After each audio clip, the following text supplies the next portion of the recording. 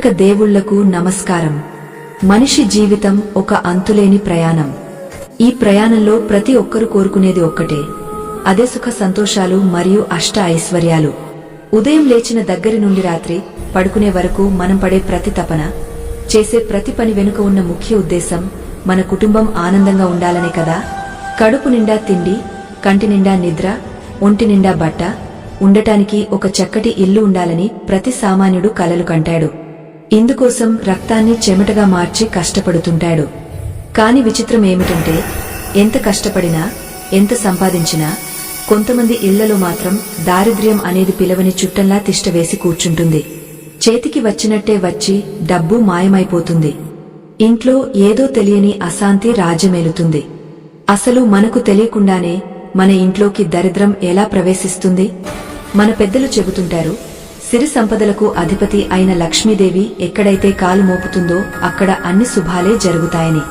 కాని లక్ష్మీదేవి రాకముందే ఆమె సోదరి అయిన అలక్ష్మి లేదా జ్యేష్ఠ దేవి ఇంట్లో తిష్టవేసి ఉంటే సాక్షాత్తు లక్ష్మీదేవి కూడా ఆ గడప తొక్కడానికి ఇష్టపడదట. మరి ఈ అలక్ష్మి మన ఇంట్లో ఉందనడానికి సంకేతాలు ఏమిటి? మన ప్రవర్తనలో, మన ఇంటి వాతావరణంలో మనకు తెలియకుండానే మార్పులు వస్తున్నాయా? ఈ విషయాలను మనం చాలా నిశితంగా గమనించాలి. ఈ రోజు మనం చెప్పుకోబోయే విషయాలు కేవలం మూజ నమ్మకాలు కావు. ఇవి మన జీవనశైలికి, మన మానసిక స్థితికి, మన ఇంటి వాస్తుకు సంబంధించిన శాస్త్రీయమైన నిజాలు. మన పురాణాలు, శాస్త్రాలు చెప్పిన ఈ రహస్యాలను తెలుసుకోవడం వల్ల మన జీవితంలో ఎంతో కాలంగా పట్టి పీడిస్తున్న సమస్యలకు పరిష్కారం దొరికే అవకాశముంది. సృష్టి ఆరంభంలో దేవతలు, రాక్షసులు పాలకడలిని మధించినప్పుడు అందులో నుండి ఎన్నో అద్భుతాలు బయటకు వచ్చాయి. అమృతం కోసం చేసిన ఆ మథనంలో లక్ష్మీదేవి కంటే ముందుగా హాలాహలం, ఆ తర్వాత అలక్ష్మి పుట్టారని పురాణాలు చెబుతున్నాయి. అలక్ష్మి అంటే దారిద్ర్యానికి, దురదృష్టానికి ప్రతీక. ఆమె పుట్టిన తర్వాతే లక్ష్మీదేవి ఉద్భవించింది. అందుకే లక్ష్మీదేవిని అనుసరిస్తూనే అలక్ష్మి కూడా ఉంటుందని, ఎక్కడైతే లక్ష్మీదేవికి అవమానం జరుగుతుందో, ఎక్కడైతే అపవిత్రత ఉంటుందో అక్కడ అలక్ష్మి తన స్థానాన్ని ఏర్పరచుకుంటుందని పెద్దలు చెబుతారు. ఇది ఒక కథలా అనిపించినా దీని వెనుక ఉన్న పరమార్థం చాలా గొప్పది. మన జీవితంలో మంచి మరియు చెడు ఎప్పుడూ పక్కపక్కనే ఉంటాయి. మనం దేనిని ఆహ్వానిస్తాం అనేది మన చేతుల్లోనే ఉంటుంది. మన ఇంటిని మనం తీర్చిదిద్దుకునే విధానం బట్టి అక్కడ కొలువు ఉండేది లక్ష్మీదేవా లేక దరిద్ర దేవత అనేది నిర్ణయించబడుతుంది. చాలా మంది అనుకుంటారు, నేను చాలా మంచివాడిని, ఎవరికీ అన్యాయం చేయను, అయినా నాకెందుకు ఇన్ని కష్టాలు అని. కాని దరిద్రం అనేది కేవలం డబ్బు లేకపోవడం మాత్రమే కాదు. ఇంట్లో ఎప్పుడు గొడవలు జరగడం, కారణం లేకుండా అనారోగ్య పాలవ్వడం, పిల్లలు మాట వినకపోవడం, మనశ్శాంతి లేకపోవడం, ఇవన్నీ కూడా దరిద్రానికి పర్యాయపదాలే. మన ఇంట్లో ఉండే వస్తువులు, మనం పాటించే అలవాట్లు, మన ఇంటి గోడల మధ్య జరిగే సంభాషణలు, ఇవన్నీ కలిపి ఒక రకమైన శక్తిని ఉత్పత్తి చేస్తాయి. ఆ శక్తి సానుకూలంగా ఉంటే లక్ష్మీ కటాక్షం కలుగుతుంది. అదే శక్తి ప్రతికూలంగా మారితే అది దరిద్రానికి ద్వారాలు తెరుస్తుంది. ఈ సూక్ష్మమైన తేడాను గమనించకపోవడం వల్లే చాలామంది జీవితాంతం కష్టాల్లోనే మగ్గిపోతుంటారు. మన ఇంట్లో దరిద్ర దేవత ఉందని చెప్పే ఆ 4 రహస్య సంకేతాలు ఏమిటో తెలుసుకునే ముందు అసలు ఆ దేవత స్వభావం ఎలాంటిదో అర్థం చేసుకోవాలి.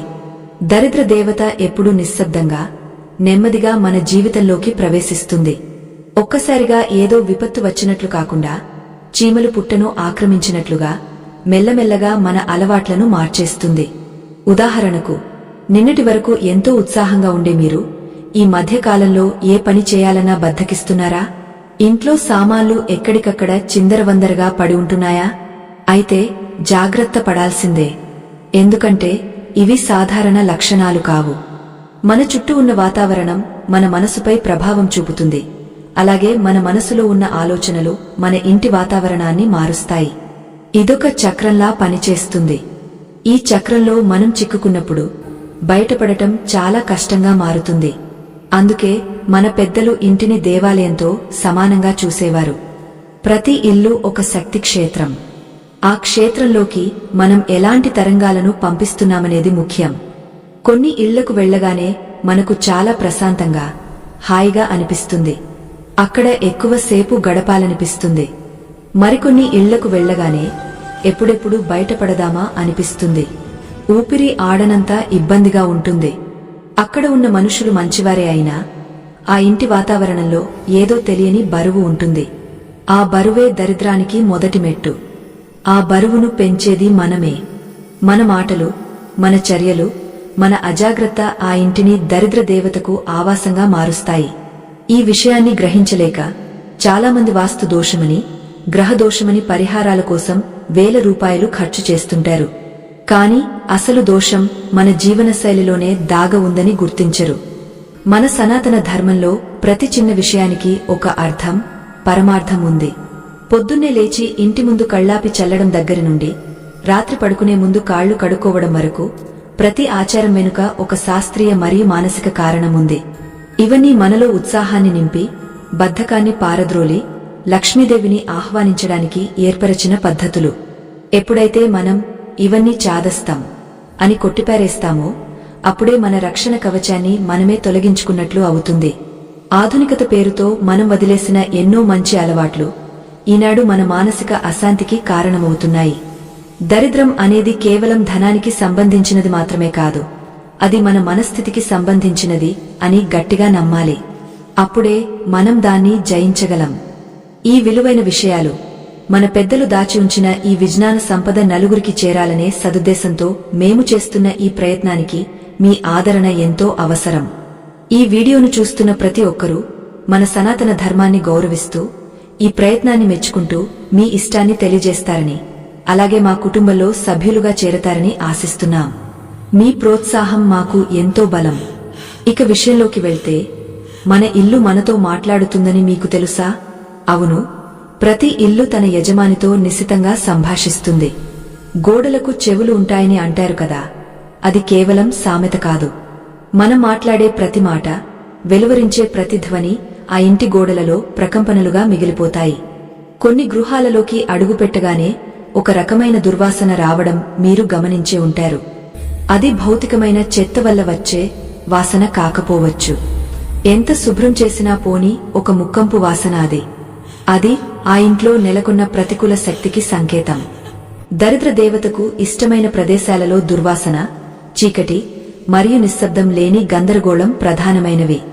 ఎక్కడైతే గాలి, వెలుతురు ధారాళంగా రావో, ఎక్కడైతే మూలలు ఎప్పుడూ చీకటిగా ఉంటాయో అక్కడ అలక్ష్మి ఆనందంగా విహరిస్తుంది. సూర్యకాంతి పడని ఇంట్లో సూక్ష్మ క్రిములు ఎంత వేగంగా వృద్ధి చెందుతాయో దరిద్రం కూడా అంతే వేగంగా పెరుగుతుంది. ఇది కేవలం ఆరోగ్యం పాడు చేయడమే కాదు, మనసులో నిరాశను, నిస్పృహను పెంచుతుంది. మీరు గమనించారా? ఆర్థిక ఇబ్బందులు మొదలయ్యే ముందు ఇంట్లో చిన్న చిన్న వస్తువులు పాడవ్వడం మొదలవుతుంది. కుళాయిలు లీక్ అవ్వడం, గోడలకు చెదలు పట్టడం, అద్దాలు పగిలిపోవడం, గడియారాలు ఆగపోవడం. ఇవన్నీ యాదృచ్ఛికంగా జరిగేవి కావు. రాబోయే దరిద్రానికి ఇవి ముందస్తు హెచ్చరికలు. వీటిని మనం అశ్రద్ధ చేస్తాం. రేపు బాగు చేయించవచ్చులే అని వాయిదా వేస్తాం. ఆ వాయిదా వేసే గుణమే దరిద్ర దేవతకు ఆహ్వాన పత్రిక. చిన్న సమస్యను నిర్లక్ష్యం చేస్తే అది పెద్ద సమస్యగా ఎలా మారుతుందో, చిన్న అశుభ సంకేతాన్ని పట్టించుకోకపోతే అది పెద్ద దరిద్రంగా మారుతుంది. మన ఇంటి ముఖద్వారం అంటే సింహద్వారం, లక్ష్మీదేవి లోపలికి వచ్చే దారి. ఆ ద్వారాన్ని మనం ఎలా ఉంచుతున్నాం అన్నది చాలా ముఖ్యం. సింహద్వారం వద్ద చెప్పులు విడిచి ఉంచడం, అక్కడ చెత్త చెదారం పేరుకుపోవడం, తలుపులు తీసేటప్పుడు కిర్రుమని శబ్దం రావడం, ఇవన్నీ దరిద్ర దేవత మన ఇంట్లో ఉందని చెప్పే ప్రాథమిక లక్షణాలు. పూర్వం రోజుల్లో సింహద్వారానికి పసుపు కుంకుమలు రాసి ఎంతో పవిత్రంగా పూజించేవారు. కాని ఈ రోజుల్లో మనం దాన్ని కేవలం ఒక దారిగా మాత్రమే చూస్తున్నాం. ఇంటి గడపను లక్ష్మీ స్వరూపంగా భావించాలి. ఎవరైతే గడపను కాలితో తన్నుతారో లేదా గడప మీద కూర్చుంటారో వారి ఇంట్లో సిరి సంపదలు నిలవవు అని శాస్త్రం ఘోషించి చెబుతోంది. ఇవన్నీ మనకు తెలిసినట్టే ఉంటాయి, కాని ఆచరణలో మాత్రం మర్చిపోతుంటాం. ఆ మతిమరుపే మన పాలిట శాపంగా మారుతుంది. ఇప్పుడు మనం అసలైన విషయంలోకి, అంటే ఆ 4 ప్రధాన రహస్య సంకేతాల వైపు అడుగులు వేద్దాం. ఈ 4 సంకేతాలు కూడా మన పంచేంద్రియాలకు సంబంధించినవి కావడం విశేషం. మనం చూసేది, వినేది, వాసన చూసేది, రుచి చూసేది, ఈ అనుభూతుల ద్వారానే దరిద్రం మనల్ని ఆవహిస్తుంది. ఇందులో మొదటిది మరియు అత్యంత ప్రమాదకరమైనది ఏమిటంటే ధ్వని. అవును, శబ్దం. మన ఇంట్లో వినిపించే శబ్దాలే మన భవిష్యత్తును నిర్ణయిస్తాయి. ఒక సంగీతం మనసును ఎలా ఆహ్లాదపరుస్తుందో, ఒక వేదమంత్రం వాతావరణాన్ని ఎలా పవిత్రం చేస్తుందో, అదేవిధంగా కొన్ని రకాల ధ్వనులు ఇంటిని శ్మశానంలా మార్చేస్తాయి. ఆ ధ్వనులు ఏమిటి? అవి మన ఇంట్లో ఎప్పుడు, ఎలా వినిపిస్తున్నాయి? ఉదయం లేవగానే వినిపించే శబ్దం ఆ రోజు మొత్తాన్ని ప్రభావితం చేస్తుంది. నిద్ర లేవగానే గొడవలతో, అరుపులతో, ఏడుపులతో రోజు ప్రారంభమైతే ఆ రోజు ఆ ఇంట్లో దరిద్ర దేవత తాండవం చేస్తున్నట్లే లెక్క. పక్షుల కిలకిలారావాలతో, దైవ నామస్మరణతో లేదా మంగళకరమైన వాయిద్యాలతో నిద్రలేచేవారి ఇళ్లలో లక్ష్మీదేవి స్థిర నివాసముంటుంది. కాని ఈ రోజుల్లో అలారం మోతలతో, వార్తల రొదతో, విసుగులతో మన రోజు మొదలవుతుంది. ఇది మన ప్రశాంతతను భగ్నం చేయడమే కాకుండా మన ఇంటి ప్రకంపనలను దెబ్బతీస్తుంది. ముఖ్యంగా సాయంత్రం వేళ దీపం పెట్టే సమయంలో ఇంట్లో ఎలాంటి శబ్దాలుండాలి అనేది చాలా కీలకం. సంధ్యా సమయంలో రాక్షసులు, దుష్ట శక్తులు సంచరిస్తుంటాయని పురాణాలు చెబుతాయి. ఆ సమయంలో మన ఇల్లు రణరంగంలా ఉంటే ఆ దుష్ట శక్తులు మన ఇంటిని తమ ఆవాసంగా మార్చుకుంటాయి.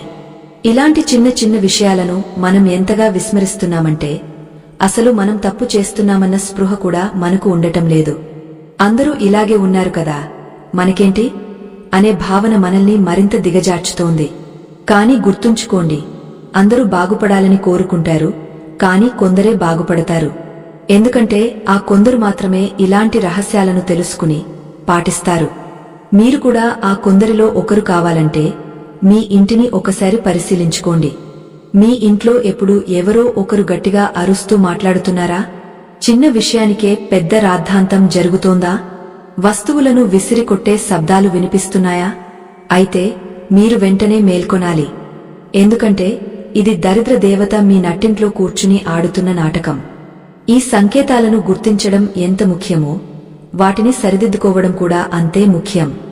మనం చర్చించబోయే ఈ 4 సంకేతాలు ఒకదానితో ఒకటి ముడిపడి ఉంటాయి.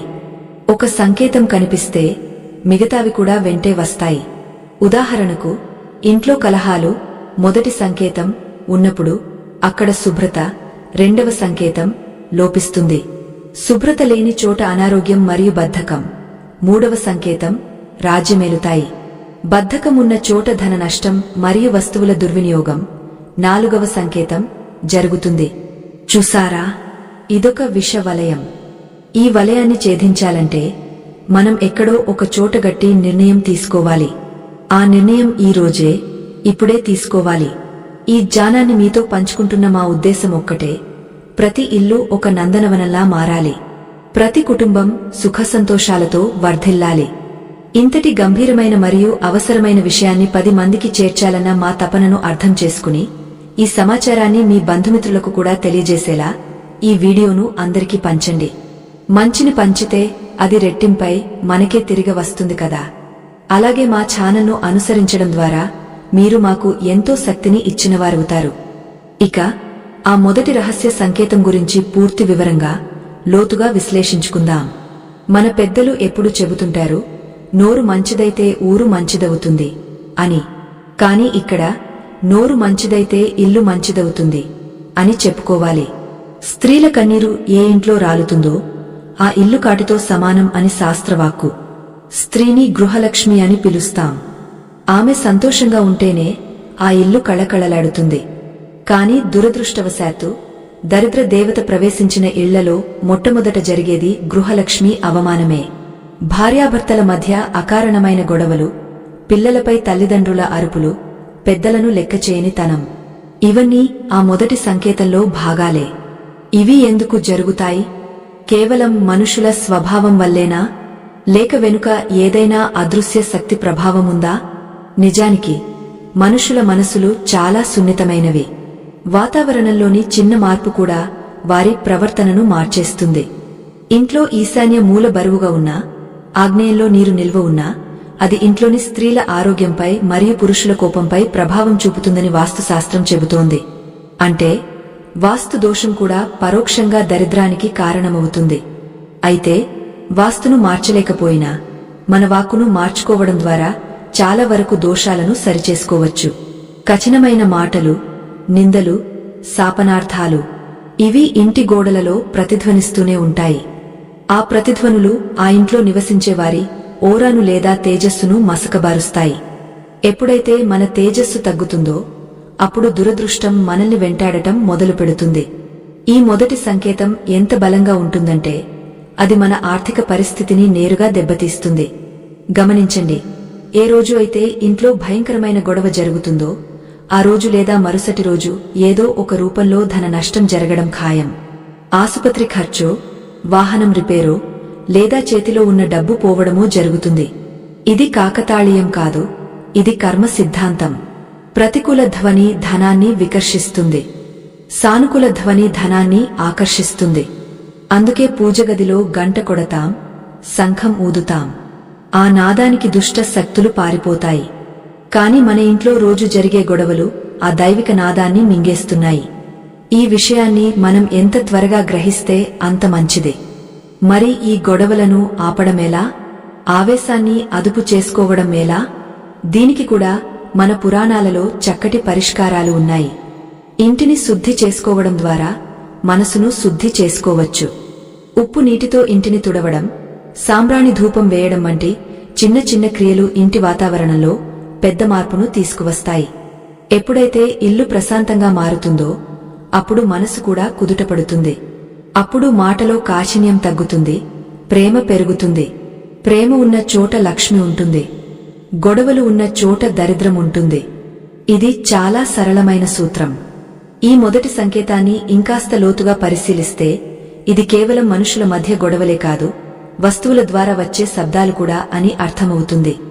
ఇందాక చెప్పుకున్నట్లుగా తలుపుల శబ్దాలు, కిటికీలు బాదుకోవడం లేదా టీవీలో ఎప్పుడు ఏడుపు గొట్టు సీరియళ్లు లేదా భయానక శబ్దాలు రావడం కూడా ఇందులో భాగమే. మనకు తెలియకుండానే మనం మన ఇంటిని ఒక ప్రతికూల శక్తి కేంద్రంగా మార్చేస్తున్నాం. ఆ శబ్దాలు మన ఉపచేతన మనస్సుపై ప్రభావం చూపి మనలో భయాన్ని, ఆందోళనను పెంచుతాయి.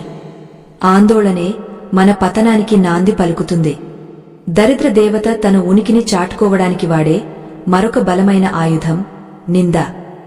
ఇంట్లో ఒకరినొకరు నిందించుకోవడం, తప్పులను ఎత్తి చూపడం, ఎప్పుడూ అసంతృప్తిగా ఉండటం.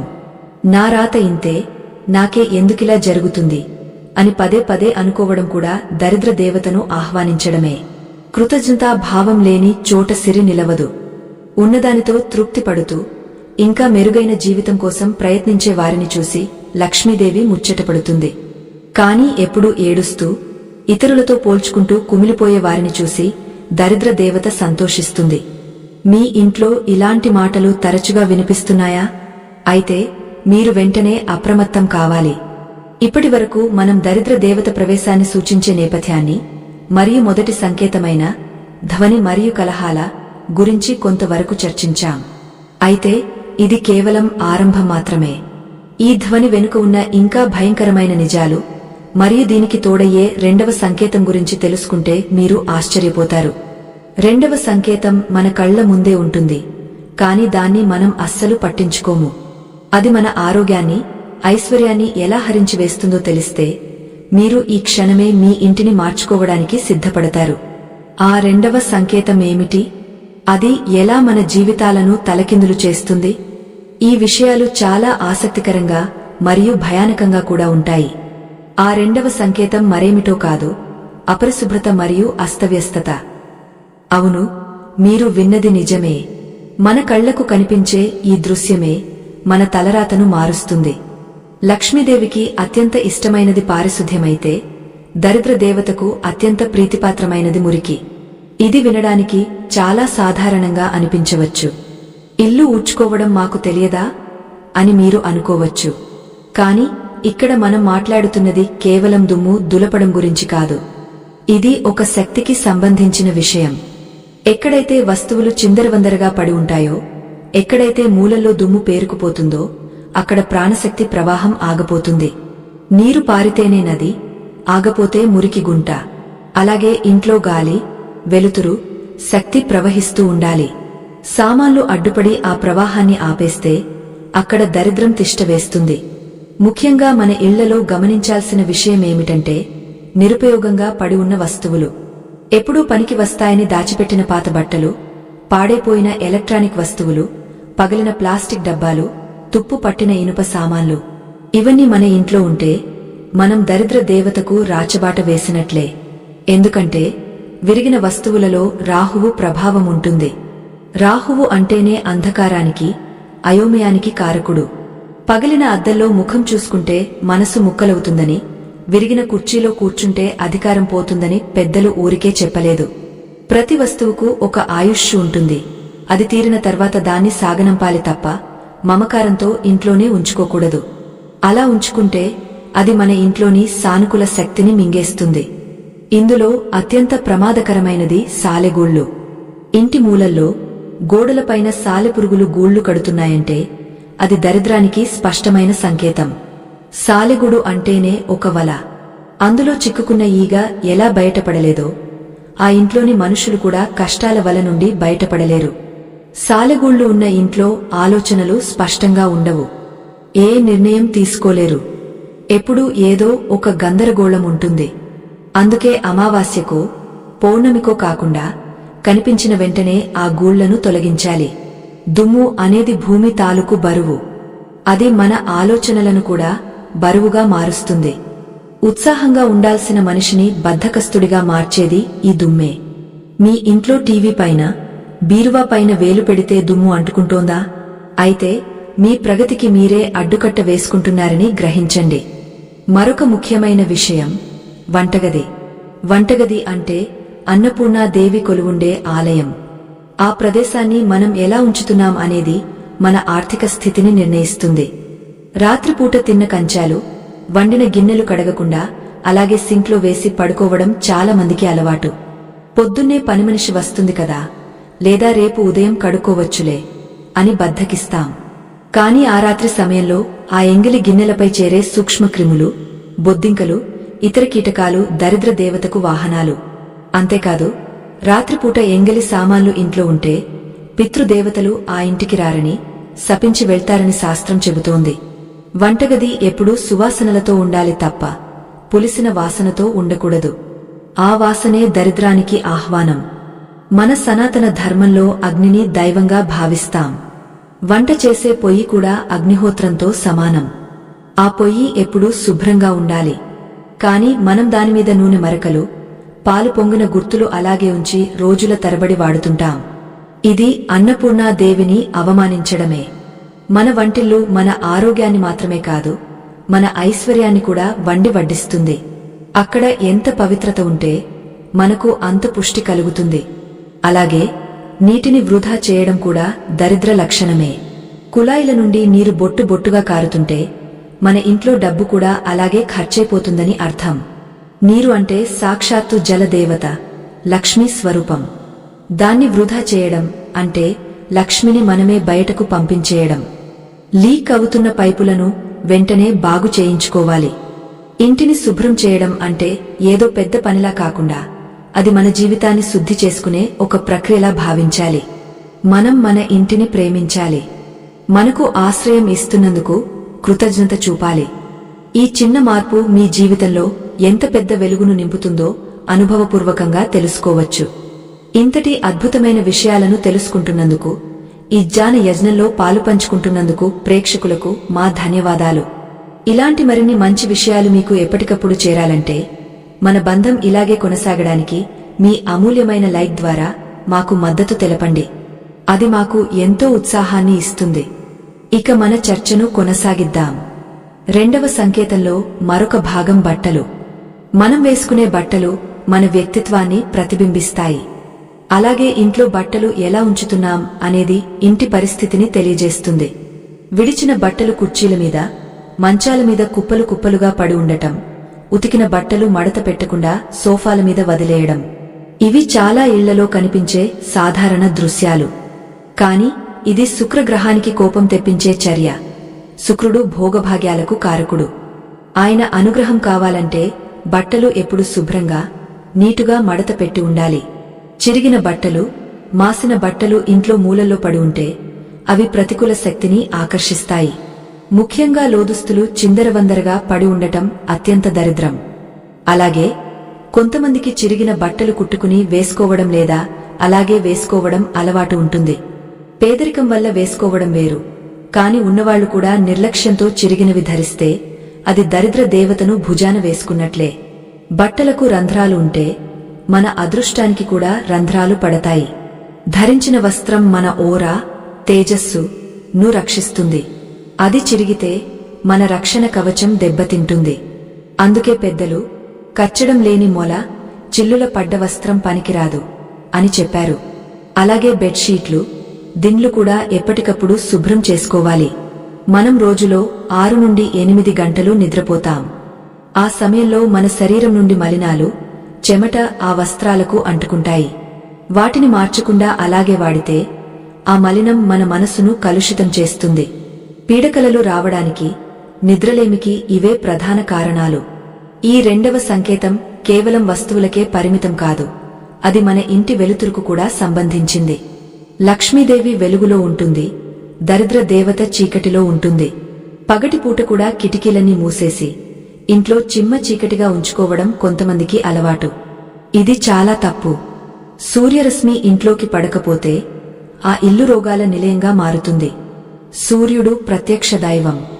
ఆయన కిరణాలు పడిన చోట దోషాలు నశిస్తాయి. ఉదయం సాయంత్రం కనీసం కొంతసేపైనా కిటికీలు తెరిచి స్వచ్ఛమైన గాలిని వెలుతురును ఆహ్వానించాలి. ఎక్కడైతే గాలి స్తంభించిపోతుందో అక్కడ శక్తి కూడా స్తంభించిపోతుంది. స్తంభించిన శక్తి విషతుల్యం. అది మన ఎదుగుదలను ఆపేస్తుంది. ఇంట్లో ఎండిపోయిన మొక్కలు ఉండటం కూడా అశుభ సూచకమే. తులసి మొక్క ఎండిపోతే వెంటనే తీసేసి కొత్త మొక్కను నాటాలి. అలాగే వాజుల్లో పెట్టుకునే పూలు వాడిపోతే వెంటనే మార్చాలి. ఎండిన పూలు, ఎండిన ఆకులు మృత్యువుకు సంకేతాలు. సజీవంగా కళకళలాడుతున్న మొక్కలు జీవానికి సంకేతాలు. మన ఇంట్లో ప్రాణం ఉట్టిపడాలి అంటే పచ్చదనముండాలి. ప్లాస్టిక్ పూల కంటే సహజమైన పూలు శ్రేష్టం. ప్లాస్టిక్ పూలకు ప్రాణముండదు, అవి కేవలం అలంకారం మాత్రమే. కాని సహజమైన పూలు తమ సుగంధంతో వాతావరణాన్ని శుద్ధి చేస్తాయి. దేవుడి గదిలో కూడా వాడిన పూలను మరుసటి రోజు ఉదయాన్నే తీసేయాలి. వాటిని అలాగే ఉంచితే అవి కుళ్ళిపోయి ప్రతికూల శక్తిని విడుదల చేస్తాయి. ఇక అద్దాల గురించి ప్రత్యేకంగా చెప్పుకోవాలి. అద్దం మన ప్రతిబింబాన్ని చూపిస్తుంది. ఆ అద్దం మసకబారిపోయి పగుళ్లు వచ్చి మరకలతో ఉంటే అందులో మన ముఖం చూసుకున్నప్పుడల్లా మనలో ఆత్మవిశ్వాసం సన్నగిల్లుతుంది. నేను అందంగా లేను, నా జీవితం బాగాలేదు అనే భావన మనకు తెలియకుండానే మనలో కలుగుతుంది. వాస్తు రీత్యా కూడా పగిలిన అద్దాలు, ఆగిపోయిన గడియారాలు ఇంట్లో ఉండకూడదు.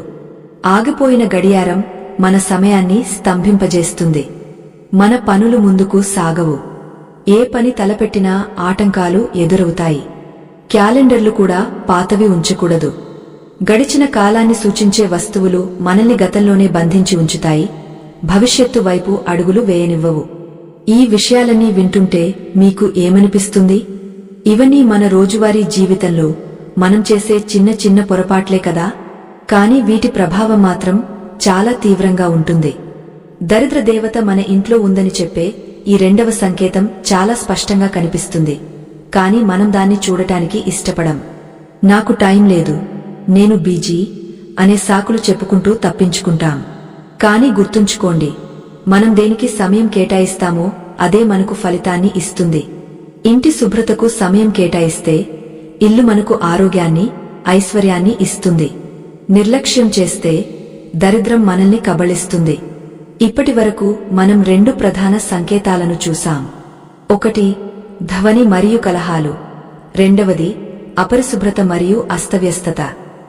ఇవి 2 కూడా బయట కనిపించే లక్షణాలు, అంటే ఇంటి వాతావరణానికి సంబంధించినవి. కాని ఇప్పుడు మనం చెప్పుకోబోయే 3వ సంకేతం చాలా వ్యక్తిగతమైనది. ఇది నేరుగా మీ శరీరం, మీ మనసు మరియు మీ అలవాట్లకు సంబంధించింది. దరిద్ర దేవత ఇంట్లో ఉంటే ఆ ఇంటి యజమానిలో, కుటుంబ సభ్యుల్లో వచ్చే శారీరక మరియు మానసిక మార్పులు ఎలా ఉంటాయో తెలిస్తే మీరు షాక్ అవుతారు. ఎందుకంటే ఈ మార్పులు చాలా సూక్ష్మంగా మొదలై మనిషిని పూర్తిగా నిర్వీర్యం చేస్తాయి. అసలు దరిద్రం పట్టిన మనిషి ఎలా ప్రవర్తిస్తాడు? వారి ముఖ వర్చస్సు ఎలా మారుతుంది? వారి నిద్ర అలవాట్లు ఎలా ఉంటాయి? ఈ విషయాలను మనం 3వ సంకేతంలో వివరంగా తెలుసుకోబోతున్నాం.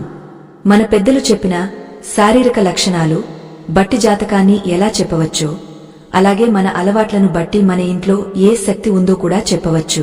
ఉదాహరణకు, మీకు ఈ మధ్య కాలంలో కారణం లేకుండా అతిగా నిద్ర వస్తోందా? లేదా రాత్రి పూట ఎంత ప్రయత్నించినా నిద్ర రావడం లేదా? అయితే మీరు ఖచ్చితంగా జాగ్రత్త పడాల్సిందే. ఇది సాధారణ సమస్య కాకపోవచ్చు. అలాగే స్నానం చేయడానికి బద్ధకిస్తున్నారా? తల దువ్వుకోవడానికి, బట్టలు మార్చుకోవడానికి విసుగుగా అనిపిస్తోందా? అద్దంలో ముఖం చూసుకోవడానికి కూడా ఇష్టపడటం లేదా? ఇవన్నీ దరిద్ర దేవత మీలో ప్రవేశించిందనడానికి బలమైన సూచనలు. లక్ష్మీదేవి శుభ్రతను, అలంకరణను కోరుకుంటుంది. ప్రతిరోజూ స్నానం చేసి శుభ్రమైన వస్త్రాలు ధరించి నుదుట బొట్టు పెట్టుకునే వారి ముఖంలో ఒక తేజస్సు ఉంటుంది. ఆ తేజస్సు దైవిక శక్తిని ఆకర్షిస్తుంది. కాని అలక్ష్మి ప్రభావం ఉన్నవారు అశుభ్రంగా ఉండటానికి ఇష్టపడతారు. జుట్టు చిందరవందరగా ఉన్నా పట్టించుకోరు. గోళ్లు పెరిగా అందులో మట్టి చేరినా కత్తిరించుకోరు. ఇవన్నీ చిన్న విషయాలుగా అనిపించవచ్చు, కాని ఇవే మన దారిద్ర్యానికి మూల కారణాలు. శరీరం దేవాలయమైతే అందులో ఉండే ఆత్మదేవుడు. ఆ దేవాలయాన్ని శుభ్రంగా ఉంచుకోకపోతే ఆత్మ కళను కోల్పోతుంది. మన శరీరం చుట్టూ ఒక శక్తి క్షేత్రం ఉంటుంది. మనం శుభ్రంగా ఉన్నప్పుడు, సానుకూల ఆలోచనలతో ఉన్నప్పుడు ఆ క్షేత్రం ప్రకాశవంతంగా ఉంటుంది. అది మనల్ని రక్షిస్తుంది. కాని మనం అశుభ్రంగా ఉంటే ఆ క్షేత్రం నల్లబడిపోతుంది. అప్పుడు బయట తిరిగే దుష్ట శక్తులు, నరదిష్టి, ప్రతికూల ఆలోచనలు మనపై సులభంగా దాడి చేస్తాయి. అందుకే పూర్వం బయట నుండి రాగానే కాళ్లు కడుక్కోవడం, స్నానం చేయడం తప్పనిసరి చేసేవారు. అది కేవలం క్రిములను చంపడానికి మాత్రమే కాదు, బయట అంటుకున్న ప్రతికూల శక్తిని వదిలించుకోవడానికి కూడా. మరొక విచిత్రమైన లక్షణమేమిటంటే, దరిద్రమున్న ఇంట్లో మనుషులు ఎప్పుడూ ఏదో కోల్పోయినట్లుగా నిరాశగా కనిపిస్తారు. నడవడంలో ఉత్సాహముండదు. పాదాలను నేలకు రాస్తూ నడుస్తారు. ఇలా నడవడం లక్ష్మీదేవికి అస్సలు నచ్చదు. అలాగే కూర్చున్నప్పుడు కాళ్లు ఆడించడం, గోళ్లు కొరుకోవడం వంటివి కూడా దరిద్రపు అలవాట్లే. ఇవన్నీ మనలో ఉన్న ఆందోళనను, అశాంతిని బయటపెడతాయి. ఎక్కడైతే ఆత్మవిశ్వాసం లోపిస్తుందో అక్కడ దరిద్రం ప్రవేశించడానికి మార్గం సుగమం అవుతుంది. మన శరీరం మన ఆధీనంలో లేకపోవడం, మన అలవాట్లు మనకు హాని చేయడం, ఇదంతా ఒక పెద్ద వలయంలో భాగం. ఈ 3వ సంకేతం గురించి మనం ఇంకా లోతుగా చర్చించాల్సిన అవసరముంది. ఎందుకంటే ఇది మన ఆరోగ్యాన్ని, మన ఆయుష్ను కూడా ప్రభావితం చేస్తుంది. రోగాలు రావడం వేరు, కాని మనమే రోగాలను ఆహ్వానించడం వేరు. ఈ రెండింటికి మధ్య ఉన్న తేడాను మనం గుర్తించాలి. మన జీవనశైలి ఎలా మనల్ని రోగాల పాలు చేస్తుందో, తద్వారా మన సంపాదన అంతా ఆసుపత్రుల పాలై చివరికి దారిద్ర్యం ఎలా మిగులుతుందో మనం అర్థం చేసుకోవాలి. ఇది ఒక గొలుసుకట్టు చర్య. ఎక్కడో మొదలై ఇంకెక్కడో అంతమవుతుంది. మన ఆహారపు అలవాట్లు కూడా ఇందులో కీలక పాత్ర పోషిస్తాయి. ఎప్పుడు పడితే అప్పుడు తినడం, ఆకలి లేకపోయినా తినడం, లేదా ఆకలి వేసినా తినకుండా ఉండటం, ఇవన్నీ జఠరాగ్నిని మందగింపజేస్తాయి. జఠరాగ్ని అంటే కేవలం ఆకలి మాత్రమే కాదు, అది మనలోని ప్రాణశక్తికి మూలం. అది దెబ్బతింటే మనలో బద్ధకం పెరుగుతుంది. బద్ధకం దరిద్రానికి అన్నయ్య లాంటిది. బద్ధకమున్న చోట లక్ష్మి ఒక్క క్షణం కూడా నిలవదు. నిద్రించే సింహం నోటిలో జంతువులు వాటంతటా అవి వచ్చి పడవు అని ఆర్యోక్తి. మనం కష్టపడాలి, ప్రయత్నించాలి. కాని దరిద్ర దేవత ప్రభావముంటే మనలో ఆ ప్రయత్నమే చచ్చిపోతుంది. చేద్దాంలే, చూద్దాంలే అనే వాయిదా పద్ధతి వస్తుంది. మీరు మీ జీవితంలో ఇలాంటి మార్పులను గమనిస్తున్నారా? ఒకప్పుడు ఎంతో చురుకుగా ఉన్న మీరు ఇప్పుడు ఏ పని చేయబుద్ధి కావడం లేదా? అయితే మీరు అప్రమత్తం కావాల్సిన సమయం ఆసన్నమైంది. ఈ లక్షణాలను ఎలా జయించాలి? మన శరీరాన్ని, మనసును తిరిగా ఎలా చైతన్యవంతం చేసుకోవాలి? దీనికి పెద్దలు చెప్పిన సులువైన మార్గాలు ఏమిటి? ఈ ప్రశ్నలన్నింటికీ సమాధానాలు మనం తదుపరి భాగంలో సవివరంగా తెలుసుకుందాం. ఎందుకంటే ఇది మన ఉనికికి సంబంధించిన పోరాటం. దరిద్ర దేవతతో మనం చేసే ఈ యుద్ధంలో మనమే గెలవాలి. మన కుటుంబం గెలవాలి. ఈ జ్ఞాన ప్రయాణంలో నాతో పాటు నడుస్తున్న మీకు మరొక అద్భుతమైన మరియు ఆశ్చర్యకరమైన విషయాన్ని చెప్పబోతున్నాను. నాలుగవ సంకేతం చాలా విచిత్రంగా ఉంటుంది. అది మన ఇంటికి వచ్చే అతిథులకు, జంతువులకు సంబంధించింది. అవును, మీ ఇంటికి వచ్చే కుక్కలు, పిల్లులు లేదా ఇతర జీవులు మీ ఇంటి పరిస్థితిని పసిగడతాయని మీకు తెలుసా? అవి ఇచ్చే సంకేతాలు ఎలా ఉంటాయో తెలిస్తే మీరు నిజంగా ఆశ్చర్యపోతారు. అంతేకాదు, మీ ఇంటికి వచ్చే అతిథులు మీ ఇంటి నీళ్లు తాగడానికి ఇష్టపడటం లేదా? అయితే అది దేనికి సంకేతం? ఇప్పుడు మనం చెప్పుకోబోయే ఆ నాలుగవ సంకేతం వైపు వెళ్లే ముందు, మూడవ సంకేతంలో ఇంకా మిగిలి ఉన్న కొన్ని ముఖ్యమైన, మనకు తెలియకుండానే మనం చేసే తప్పుల గురించి పూర్తిగా తెలుసుకుందాం. ఎందుకంటే మన శరీరం చేసే పనులే మన ఇంటికి రక్షణ కవచాలు. ఆ కవచాలలో రంధ్రాలు పడితేనే దరిద్రం లోపలికి చొరబడుతుంది. ముఖ్యంగా ఆహారం తీసుకునే విషయంలో మనం పాటించే పద్ధతులు మన ఆర్థిక స్థితిని నిర్ణయిస్తాయి. అన్నం పరబ్రహ్మ స్వరూపం అని నమ్ముతాం. కాని ఈ రోజుల్లో చాలామంది మంచం మీద కూర్చుని తింటారు, లేదా టీవీ చూస్తూ ఏం తింటున్నామో కూడా తెలియకుండా యాంత్రికంగా తింటారు. మంచం నిద్రకు సంబంధించినది, ఆహారం శక్తికి సంబంధించినది.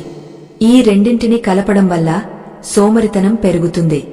ఎవరైతే కంచాన్ని ఒడిలో పెట్టుకుని మంచం మీద కూర్చుని భోజనం చేస్తారో వారి ఇంట్లో అప్పులు పెరుగుతాయని శాస్త్రం హెచ్చరిస్తోంది. అలాగే భోజనం చేసేటప్పుడు ఎట్టి పరిస్థితుల్లోనూ ఏడవకూడదు, కోప్పడకూడదు.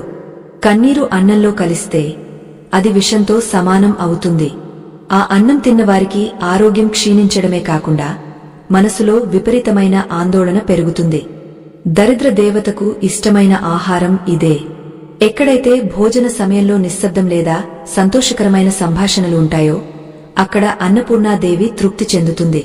కాని గొడవలు పడుతూ, ప్లేట్లు విసురుతూ తినే ఇళ్లలో దరిద్రం తాండవం చేస్తుంది. అన్నం తినేటప్పుడు మధ్యలో లేచి వెళ్లడం, సగం తిని ప్లేటులో అన్నాన్ని వదిలేయడం కూడా మహాపాపం. ఆ వదిలేసిన మెతుకులు మన ఆయుష్ను తగ్గస్తాయి. మనం వృధా చేసే ప్రతి మెతుకు భవిష్యత్తులో మనకు దొరకబోయే ఆహారాన్ని తగ్గస్తుందని గుర్తుంచుకోవాలి. ఇంకొక ముఖ్యమైన విషయం నిద్ర. సూర్యోదయం తర్వాత నిద్ర లేవడం, సూర్యాస్తమయ సమయంలో నిద్రపోవడం దరిద్రానికి అతి పెద్ద రాజమార్గం. సంధ్యా సమయం అంటే సూర్యుడు అస్తమించే సమయం. ఆ సమయం దేవతల సంచార కాలం. లక్ష్మీదేవి ప్రతి ఇంటిని సందర్శించే సమయం అది. సరిగ్గా ఆ సమయానికి ఇంటి యజమాని కాని, గృహిణి కాని నిద్రపోతూ ఉంటే వచ్చిన లక్ష్మి వెనుదిరిగా వెళ్లిపోతుంది. ఆమె స్థానంలో జ్యేష్ఠాదేవి వచ్చి కూర్చుంటుంది. అనారోగ్యంతో ఉన్నవారు, చిన్నపిల్లలు, వృద్ధులు మినహాయించి మిగిలిన వారెవరూ ఆ సమయంలో నిద్రపోకూడదు. ఆ సమయంలో దీపం పెట్టి దైవ ప్రార్థన చేయాలి. కనీసం ముఖం కడుక్కుని శుభ్రంగా అయినా ఉండాలి. కాని బద్ధకంతో ఆ సమయంలో ముసుగు తన్ని పడుకునేవారి ఇళ్లలో ఎప్పటికీ వెలుగురాదు. గోళ్లు కొరుకోవడం, పెన్సిల్ వెనక భాగం నోట్లో పెట్టుకోవడం, లేదా తల వెంట్రుకలను వేలితో తిప్పుకోవడం, ఇవన్నీ చిన్న పిల్లల అలవాట్లు అనుకుంటాం. కాని పెద్దవారు కూడా ఆలోచనలో పడినప్పుడు ఇలా చేస్తుంటారు. ఇది చాలా అశుభం. ఇలా చేయడం వల్ల మనలోని ప్రాణశక్తి బయటకు పోతుంది. దరిద్రం మనల్ని ఆవహించడానికి ఇదొక సంకేతం. మనసులో స్థిరత్వం లేనప్పుడే ఇలాంటి పనులు చేస్తాం. స్థిరత్వం లేని చోట సిరి నిలవదు. మన పాదాలను ఎప్పుడూ శుభ్రంగా ఉంచుకోవాలి. పగిలిన పాదాలు దరిద్రానికి చిహ్నం. ముఖం ఎంత అందంగా ఉన్నా పాదాలు పగిలి మురికిగా ఉంటే అది లక్ష్మీదేవికి ఆగ్రహం తెప్పిస్తుంది. రాత్రి పడుకునే ముందు పాదాలను కడిగి శుభ్రం చేసుకుని పడుకోవడం వల్ల పీడకలలు రావు, మనసు ప్రశాంతంగా ఉంటుంది. ఇప్పుడు మనం ఎంతో ఆసక్తిగా ఎదురుచూస్తున్న ఆ నాలుగవ సంకేతం గురించి లోతుగా చర్చిద్దాం. ఇది మన ఇంటికి, బయటి ప్రపంచానికి మధ్య ఉన్న సంబంధాన్ని తెలియజేస్తుంది. ప్రకృతికి, మూగ జీవాలకు ఉన్న శక్తి అపారమైనది. వాటికి మనకంటే ముందే రాబోయే కీడును పసిగట్టే శక్తి ఉంటుంది. మీ ఇంటికి వచ్చే కుక్కలు, పిల్లులు, పక్షులు, చివరకు చిన్న చిన్న కీటకాలు కూడా మీ ఇంటి భవిష్యత్తును సూచిస్తాయి. ముందుగా కుక్కల గురించి మాట్లాడుకుందాం. కుక్క భైరవ స్వరూపం. దానికి దైవిక శక్తులను మరియు దుష్ట శక్తులను చూసే శక్తి ఉంటుంది. మీ పెంపుడు కుక్క లేదా వీధి కుక్క ఈ ఇంటి వైపు చూసి కారణం లేకుండా ఏడుస్తోందా? లేదా ఆకాశం వైపు చూసి ఊడపెడుతోందా? అది చాలా ప్రమాదకరమైన సంకేతం. కుక్కలు అలా ఏడుస్తున్నాయంటే ఆ పరిసరాల్లో ఏదో దుష్ట శక్తి సంచరిస్తోందని లేదా రాబోయే రోజుల్లో ఆ ఇంట్లో ఏదో అశుభం జరగబోతోందని అర్థం.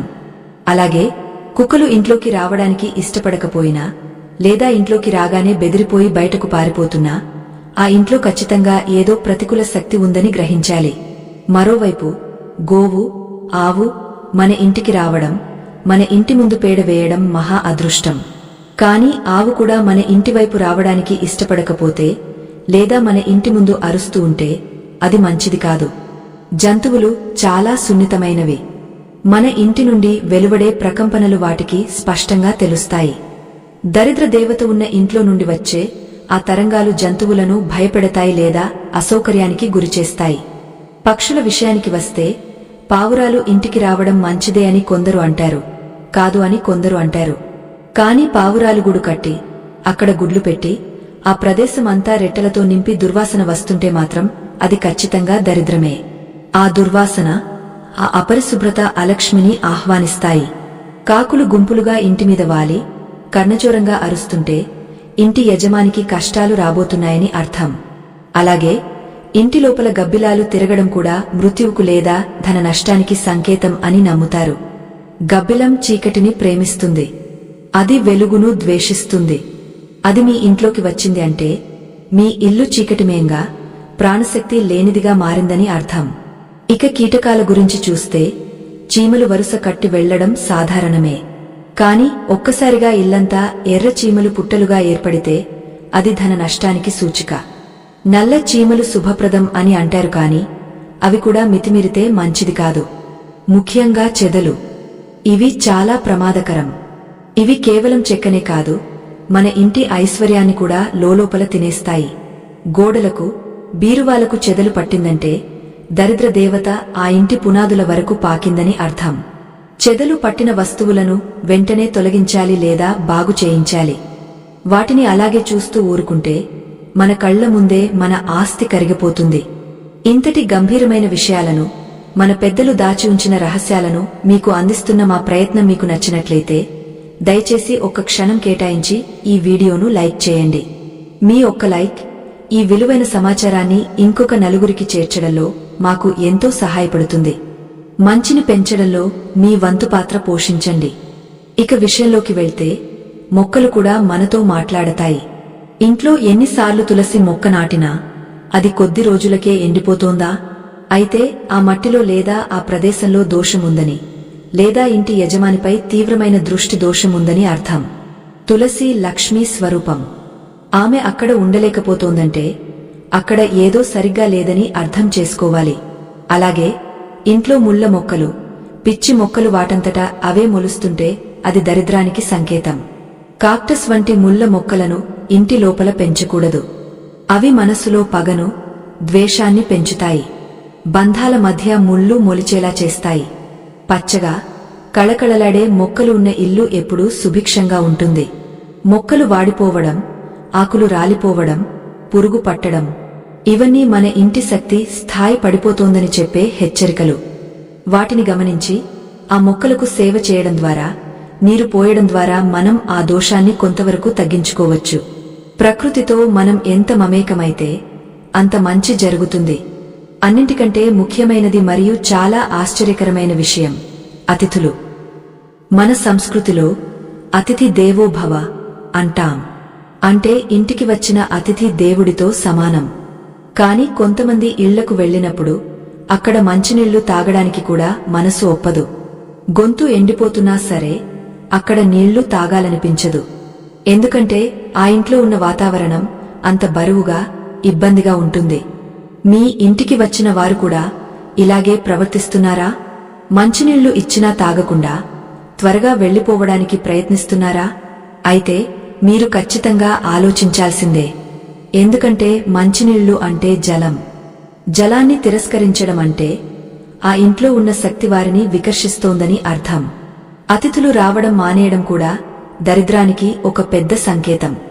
ఏ ఇంటికైతే బంధువులు, మిత్రులు రావడానికి ఇష్టపడరో ఆ ఇల్లు ఒంటరిగా మిగిలిపోతుంది. మనుషుల రాకపోకలు ఉంటేనే ఇల్లు సందడిగా, శక్తివంతంగా ఉంటుంది. ఎవ్వరూ రాని ఇల్లు శ్మశాన నిశ్శబ్దంతో సమానం. మన ప్రవర్తన వల్లనో, మన మాట తీరు వల్లనో లేదా ఇంటి వాతావరణం వల్లనో నలుగురు మనకు దూరమవుతున్నారంటే మనం మన దైవత్వాన్ని కోల్పోతున్నామని అర్థం. 10 మందితో కలిసి ఉంటేనే పండగ, ఒంటరిగా ఉంటే అది దండగా. దరిద్ర దేవత ఎప్పుడూ మనిషిని ఒంటరిని చేయడానికి ప్రయత్నిస్తుంది. ఎందుకంటే ఒంటరిగా ఉన్నప్పుడు మనిషి బలహీనపడతాడు, నిరాశకు లోనవుతాడు. ఆ నిరాశే ఆమెకు బలం. అలాగే ఇంటికి వచ్చిన వారికి మర్యాద చేయకపోవడం, వారు ఎప్పుడెప్పుడు వెళ్తారా అని ముఖం మార్చుకోవడం, వచ్చిన వారికి కనీసం నీళ్లు ఇవ్వకపోవడం, ఇవన్నీ దరిద్ర దేవతను మనమే పిలిచి పీట వేయడం లాంటివి. మన దగ్గర ఉన్నంతలో నలుగురికి పెట్టాలి. పిడికెడు బియ్యం దానం చేసినా అది మనకు అక్షయపాత్రలా తిరిగి వస్తుంది. కాని లోభితనంతో, పిసినారితనంతో తలుపులు మూసుకునేవారి ఇళ్లలో ధనం కుళ్ళిపోతుందే తప్ప వృద్ధి చెందదు. ధనం మూలం ఇదం జగత్ అన్నారు, కాని ధర్మం మూలం ఇదం ధనం అని కూడా తెలుసుకోవాలి.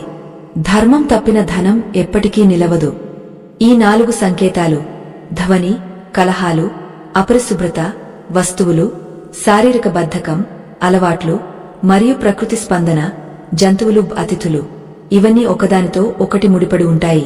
ఒక ఇంట్లో గొడవలు జరుగుతుంటే మొదటి సంకేతం అక్కడ మనశ్శాంతి ఉండదు, దాంతో శుభ్రతను పట్టించుకోరు. రెండవ సంకేతం ఇల్లు అశుభ్రంగా ఉంటే ఆరోగ్యం పాడవుతుంది, బద్ధకం పెరుగుతుంది. మూడవ సంకేతం ఇవన్నీ చూసి ప్రకృతి, జంతువులు, మనుషులు ఆ ఇంటికి దూరంగా ఉంటారు. 4వ సంకేతం చూసారా, దరిద్ర దేవత వేసే పద్మవ్యూహం ఎంత పకడ్బందీగా ఉంటుందో. ఈ వ్యూహంలో చిక్కుకున్న తర్వాత బయటపడటం అసాధ్యం అనిపిస్తుంది. కాని అసాధ్యమంటూ ఏదీ లేదు. సమస్య ఉన్నచోటే పరిష్కారం కూడా ఉంటుంది. చీకటి ఎంత దట్టంగా ఉన్నా ఒక చిన్న దీపం దాన్ని పారద్రోలగలదు. ఇప్పుడు మనం తెలుసుకున్నవి లక్షణాలు మాత్రమే. జ్వరం వచ్చిందని తెలియగానే సరిపోదు కదా, దానికి మందు వేసుకోవాలి. అలాగే దరిద్ర దేవత మన ఇంట్లో ఉందని తెలిసాక ఆమెను శాంతింపజేసి సాగనంపి తిరిగే లక్ష్మీదేవిని ఎలా ఆహ్వానించాలి? దానికి మన పురాణాలలో, వాస్తుశాస్త్రంలో, ధర్మ సందేహాలలో అద్భుతమైన, అతి సులభమైన పరిష్కారాలు ఉన్నాయి. పెద్ద పెద్ద యాగాలు చేయనవసరం లేదు. మన నిత్య జీవితంలో చిన్న చిన్న మార్పులు చేసుకుంటే చాలు, అద్భుతాలు జరుగుతాయి. ఆ పరిష్కారాలు ఏమిటి? ఉప్పుతో దరిద్ర దేవతను ఎలా తరిమికొట్టాలి?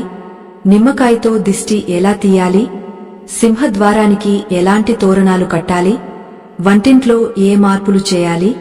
ఇలాంటి ఎన్నో ఆసక్తికరమైన మరియు శక్తివంతమైన పరిహార మార్గాలను మనం రాబోయే భాగాలలో తెలుసుకోబోతున్నాం. అయితే అంతకంటే ముందు మనం తెలుసుకోవాల్సిన మరొక భయంకరమైన నిజముంది. అదే నరదిష్టి. ఈ 4 సంకేతాలు కనిపించడానికి ఒక ప్రధాన కారణం ఇతరుల ఏడుపు లేదా అసూయ కూడా కావచ్చు. నరదిష్టి సోకితే నాపరాతి అయినా పగులుతుంది అంటారు. అసలు ఈ నరదిష్టి మన ఇంటిపై పడిందని ఎలా నిర్ధారించుకోవాలి? అది పడకుండా ఉండాలంటే ఏం చేయాలి? నరదిష్టి అనేది కంటికి కనిపించని ఒక విషపూరిత బాణం. అది మన ఎదుగుదలను చూసి ఓర్వలేని వారి కళ్ల నుండి వెలువడుతుంది. మీ పక్కింటివారే కావచ్చు, మీ బంధువులే కావచ్చు, లేదా మీ స్నేహితులే కావచ్చు. వారు పైకి నవ్వుతూ మాట్లాడినా వారి మనసులో ఉన్న అసూయ మీ ఇంటిని దహించివేస్తుంది. పిల్లలు ఉన్నట్టుండి ఏడవడం, పాలు తాగకపోవడం, వ్యాపారంలో ఒక్కసారిగా నష్టాలు రావడం, ఆనందంగా ఉన్న భార్యాభర్తల మధ్య చిచ్చురేగడం, ఇవన్నీ నరదిష్టి ఫలితాలే. ఈ దిష్టిని ఎలా గుర్తించాలి, దాన్ని ఎలా తిప్పికొట్టాలి అనే విషయాలు చాలా కీలకం. మన పెద్దలు కళ్లపై చల్లడం దగ్గరి నుండి గుమ్మడికాయ కట్టడం వరకు ఎన్నో రక్షణ మార్గాలను సూచించారు. కాని వాటి వెనుక ఉన్న అసలైన సైన్స్ ఏంటి? మనం చేసే తప్పుల వల్ల ఆ రక్షణ కవచాలు ఎలా పని చేయకుండా పోతున్నాయి? ఉదాహరణకు గుమ్మడికాయ కడతాం, కాని అది కుళ్ళిపోయి నీరు కారుతున్నా మార్చం. అది ఎంత ప్రమాదమో తెలుసా? అలాగే నిమ్మకాయలు ఎండబెట్టి గుమ్మాలకి వేలాడదీస్తాం. అవి ఎండిపోతే వాటిని ఏం చేయాలి? ఎక్కడ పారేయాలి? తప్పుగా పారేస్తే ఆ దోషం మళ్లీ మనకే చుట్టుకుంటుంది. ఇలాంటి సూక్ష్మమైన విషయాలను మనం తరచుగా విస్మరిస్తుంటాం. రాబోయే భాగంలో మనం నరదిష్టిని ఎదుర్కోవడం మరియు దరిద్ర దేవతను తరిమికొట్టే శక్తివంతమైన ఉప్పు పరిహారం గురించి వివరంగా మాట్లాడుకుందాం. సముద్రపు ఉప్పులో ఉన్న శక్తి సామాన్యమైనది కాదు. అది లక్ష్మీదేవి సోదరిగా భావిస్తారు. ఉప్పుతో మనం చేసే చిన్న క్రియ మన ఇంటిని నెగటివ్ ఎనర్జీ నుండి పూర్తిగా విముక్తి చేస్తుంది. ఆ రహస్యం ఏమిటో, దాన్ని ఎలా ఆచరించాలో తెలిస్తే మీరు ఆశ్చర్యపోతారు. మీ జీవితం ఒక్కరోజులో మారిపోయే అవకాశముంది. ఉప్పు అంటే కేవలం వంటలో రుచి కోసం వాడే పదార్థం మాత్రమే కాదు, అది సముద్ర గర్భం నుండి పుట్టిన ఒక అద్భుత శక్తి. సముద్ర మథనంలో లక్ష్మీదేవి ఉద్భవించింది. అదే సముద్రం నుండి ఉప్పు కూడా వచ్చింది. అందుకే ఉప్పును లక్ష్మీదేవికి సోదరిగా భావిస్తారు.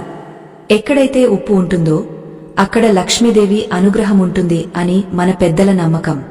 కాని ఆ ఉప్పును ఎలా వాడాలి, ఎప్పుడు వాడాలి అనేదే ఇక్కడ అసలైన రహస్యం. మన వంటగదిలో వాడే మెత్తటి ఉప్పు కంటే కల్లు ఉప్పు లేదా సముద్రపు ఉప్పుకు దరిద్ర దేవతను తరిమికొట్టే శక్తి 1000 రెట్లు ఎక్కువ ఉంటుంది. ఈ కల్లు ఉప్పు మన ఇంట్లో పేరుకుపోయిన ప్రతికూల తరంగాలను ఒక స్పాంజిలా పీల్చుకుంటుంది. ఇప్పుడు మనం చెప్పుకోబోయే ఈ చిన్న పరిహారం మీ ఇంటి ముఖ చిత్రాన్నే మార్చేస్తుంది. ప్రతి శుక్రవారం లేదా మంగళవారం నాడు ఇల్లు తుడిచే నీటిలో గుప్పెడు కల్లు ఉప్పు, చిటికెడు పసుపు వేసి ఇల్లంతా తుడవాలి. ఇది చాలా చిన్న పనిలా అనిపించవచ్చు, కాని దీని వెనుక ఉన్న ప్రభావం చాలా గొప్పది. ఉప్పు నీటితో నేలను తుడిచినప్పుడు ఆ నేల మీద ఉన్న సూక్ష్మ క్రిములు నశించడమే కాకుండా కంటికి కనిపించిన దుష్ట శక్తులు కూడా నిర్వీర్యం అవుతాయి. ముఖ్యంగా మంచం కింద, సోఫాల కింద, మూలల్లో తుడిచేటప్పుడు ఈ నీటిని తప్పకుండా వాడాలి. ఎందుకంటే అక్కడే దరిద్రం దాగ ఉంటుంది. ఇలా తుడిచిన తర్వాత ఆ నీటిని ఇంటి ఆవరణలో కాకుండా బయట మురికి కాలువలో లేదా చెట్ల మొదట్లో కాకుండా దూరంగా పారబోయాలి. ఎందుకంటే ఆ నీటిలో ఇప్పుడు మీ ఇంటి పీడ అంతా చేరి ఉంటుంది. మరొక శక్తివంతమైన ఉప్పు పరిహారం ఏమిటంటే గాజు గిన్నె ప్రయోగం. ఒక చిన్న గాజు గిన్నెను తీసుకుని అందులో పూర్తిగా కల్లు ఉప్పును నింపాలి. ఈ గిన్నెను మీ ఇంటి నైరుతి మూలలో లేదా హాలులో ఎవరికంటా పడని ప్రదేశంలో ఉంచాలి. గాజు గిన్నె మాత్రమే ఎందుకు వాడాలి అంటే గాజుకు శక్తిని ప్రసారం చేసే గుణం ఉంటుంది. ప్లాస్టిక్ లేదా స్టీల్ గిన్నెలు వాడకూడదు. ఈ ఉప్పు గిన్నె ఆ గదిలో ఉన్న చెడు గాలిని, గొడవలకు కారణమయ్యే ఉద్రిక్తతలను తనలో ఇముడ్చుకుంటుంది. అయితే గుర్తుంచుకోండి, ఈ ఉప్పును ప్రతివారం లేదా 10 రోజులకు ఒకసారి ఖచ్చితంగా మార్చాలి. పాత ఉప్పును తీసి సింక్లో లేదా టాయిలెట్లో వేసి నీళ్లు పోసేయాలి. ఆ ఉప్పును ఎట్టి పరిస్థితుల్లోనూ వంటకు వాడకూడదు, చేత్తో తాకకూడదు. ఇలా క్రమం తప్పకుండా చేస్తూ ఉంటే కొద్ది రోజుల్లోనే మీ ఇంట్లో ప్రశాంతత నెలకొనడం మీరే గమనిస్తారు. ముఖ్యంగా స్నానాల గది మరియు మలమూత్ర విసర్జన చేసే ప్రదేశాలు, టాయిలెట్స్ దరిద్రానికి ప్రధాన ద్వారాలు. వాస్తు రీత్యా ఈ గదులు తప్పు దిశలో ఉంటే ఆ ప్రభావం కుటుంబ ఆరోగ్యంపై మరియు ఆర్థిక స్థితిపై పడుతుంది. దీనికి విరుగుడుగా ఒక చిన్న గాజు బౌల్లో ఉప్పు వేసి ఆ గదిలో ఒక మూలను ఉంచడం చాలా మంచిది. ఉప్పు ఆ తేమను, దుర్వాసనను మరియు అక్కడ చేరే ప్రతికూల శక్తిని పీల్చుకుంటుంది. ఇది వాస్తు దోషాన్ని పూర్తిగా పోగొట్టలేకపోయినా దాని తీవ్రతను మాత్రం గణనీయంగా తగ్గిస్తుంది. ఈ చిన్న మార్పు వల్ల మీ ఇంట్లో అనవసరమైన ఖర్చులు తగ్గడం మొదలవుతాయి. ఇంతటి అద్భుతమైన మన ఆచారాల్లో దాగి ఉన్న విజ్ఞానాన్ని వెలికితీసి మీకు అందిస్తున్న మా కృషికి ఫలితం మీ ఆదరణ మాత్రమే. ఈ విషయాలు మీకు ఉపయోగపడతాయని అనిపిస్తే మన సనాతన ధర్మాన్ని గౌరవిస్తూ ఇప్పుడే ఈ వీడియోను లైక్ చేసి మన కుటుంబంలో సభ్యులుగా చేరండి. మీ ఒక్క లైక్ మాకు ఎంతో బలాన్ని ఇస్తుంది. ఇక దరిద్ర దేవతను పారద్రోలే మరొక ముఖ్యమైన విషయం ఇంటిని సుగంధభరితం చేయడం. సాంబ్రాణి పొగ వేయడం మన సంప్రదాయం. కాని ఈ రోజుల్లో ఆఫీసులకు వెళ్లే హడావిడిలో దీన్ని మర్చిపోతున్నాం. సాంబ్రాణి పొగకు, గుగ్గలం పొగకు గాలిని శుద్ధి చేసే గుణముంది. వారానికి 2 సార్లైనా, ముఖ్యంగా శుక్రవారం సాయంత్రం వేళ ఇల్లంతా సాంబ్రాణి ధూపం వేయాలి. ఆ పొగ మూలమూలలా వ్యాపించినప్పుడు అక్కడ దాగ ఉన్న సూక్ష్మ క్రిములు చనిపోతాయి. అంతేకాదు, ఆ సువాసన మనసును ఆహ్లాదపరుస్తుంది. మనసు ప్రశాంతంగా ఉన్నప్పుడు సానుకూల ఆలోచనలు వస్తాయి. సానుకూల ఆలోచనలే సంపదకు మూలం. ధూపం వేసేటప్పుడు గంట కొడుతూ లేదా దైవనామాన్ని జపిస్తూ వేస్తే ఆ శబ్ద తరంగాలు కూడా ఇంటిని శుద్ధి చేస్తాయి. దీనివల్ల ఇంట్లో ఉండే చిరాకులు, పరాకులు తొలగిపోతాయి. దరిద్ర దేవతకు సువాసన అంటే పడదు. ఆమె దుర్వాసన ఉన్న చోటే ఉంటుంది. కాబట్టి మీ ఇంటిని ఎప్పుడూ సువాసనలతో నింపితే అలక్ష్మి దానంతటా అదే పారిపోతుంది. ఇక నరదిష్టి విషయానికి వస్తే ఇది చాలా ప్రమాదకరమైనది. నరుడి కన్ను పడితే నల్లరాయి కూడా పగులుతుంది అని సామెత. ఇది కేవలం సామెత కాదు, ఒక హెచ్చరిక. ఇతరుల అసూయ, ద్వేషం ఒక విషపూరితమైన బాణంలా మన ఇంటిని తాకుతుంది. మీ ఇంటి అందాన్ని చూసి, మీ పిల్లల ఎదుగుదలను చూసి, మీ అన్యోన్యతను చూసి ఓర్వలేని వారి కళ్ల నుండి వెలువడే కిరణాలు మీ ఇంటి రక్షణ కవచాన్ని దెబ్బతీస్తాయి.